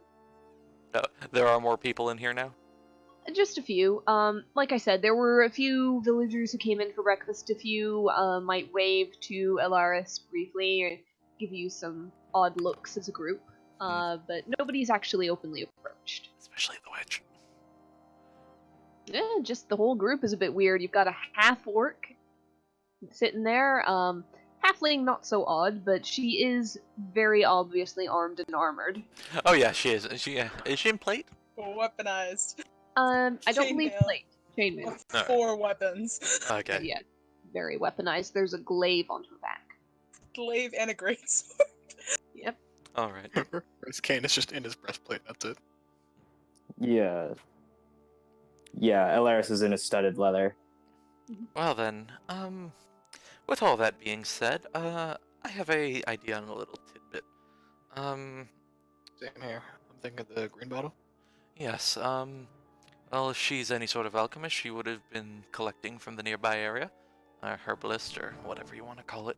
And if that's the case, she would have a good understanding of the woods and any influences that happen around it. Like, for example, the Blight, and, I mean, I might be jumping here, but we're searching for a shrine of great magical power, and such shrines are recently being rounded up and collected by individuals of great evil. And the Blight is kind of from the middle of this, from the middle of the forest. So we find the root of the Blight, we find the shrine, and we find whatever the person we're pros to go against eventually has done to cause the Blight, likely. And at this point, you hear from upstairs a shout. Oh, And look at then, that. dong, dong, dong, and you hear this running pat, pat, pat, pat, pat of footsteps coming down the stairs. And little Danad reappears, shouting, "He fell asleep! They're coming!" And you hear a scream from outside. And Elsa will look to the group and it's like, well then, shall we try to do a better job than your Yeah. last group? And she hops on the broom. Immediately, yeah, Elaris immediately draws the Exantia crossbow and runs out the door. Greatsword up. Scurrying. You rush out the door, you look, there are houses that block some of your view. Wrong Not way. Elsana's. And, but Alsana is up. Alsana, you're seeing out beyond the houses, beyond the few fields that surround them, over the snow, over the trench, blackened, it seems, by previous fire that had been set in it, but currently empty. And you see 1, 2, 5, a dozen wooded figures shambling towards the town, some darting faster than others. And they are close.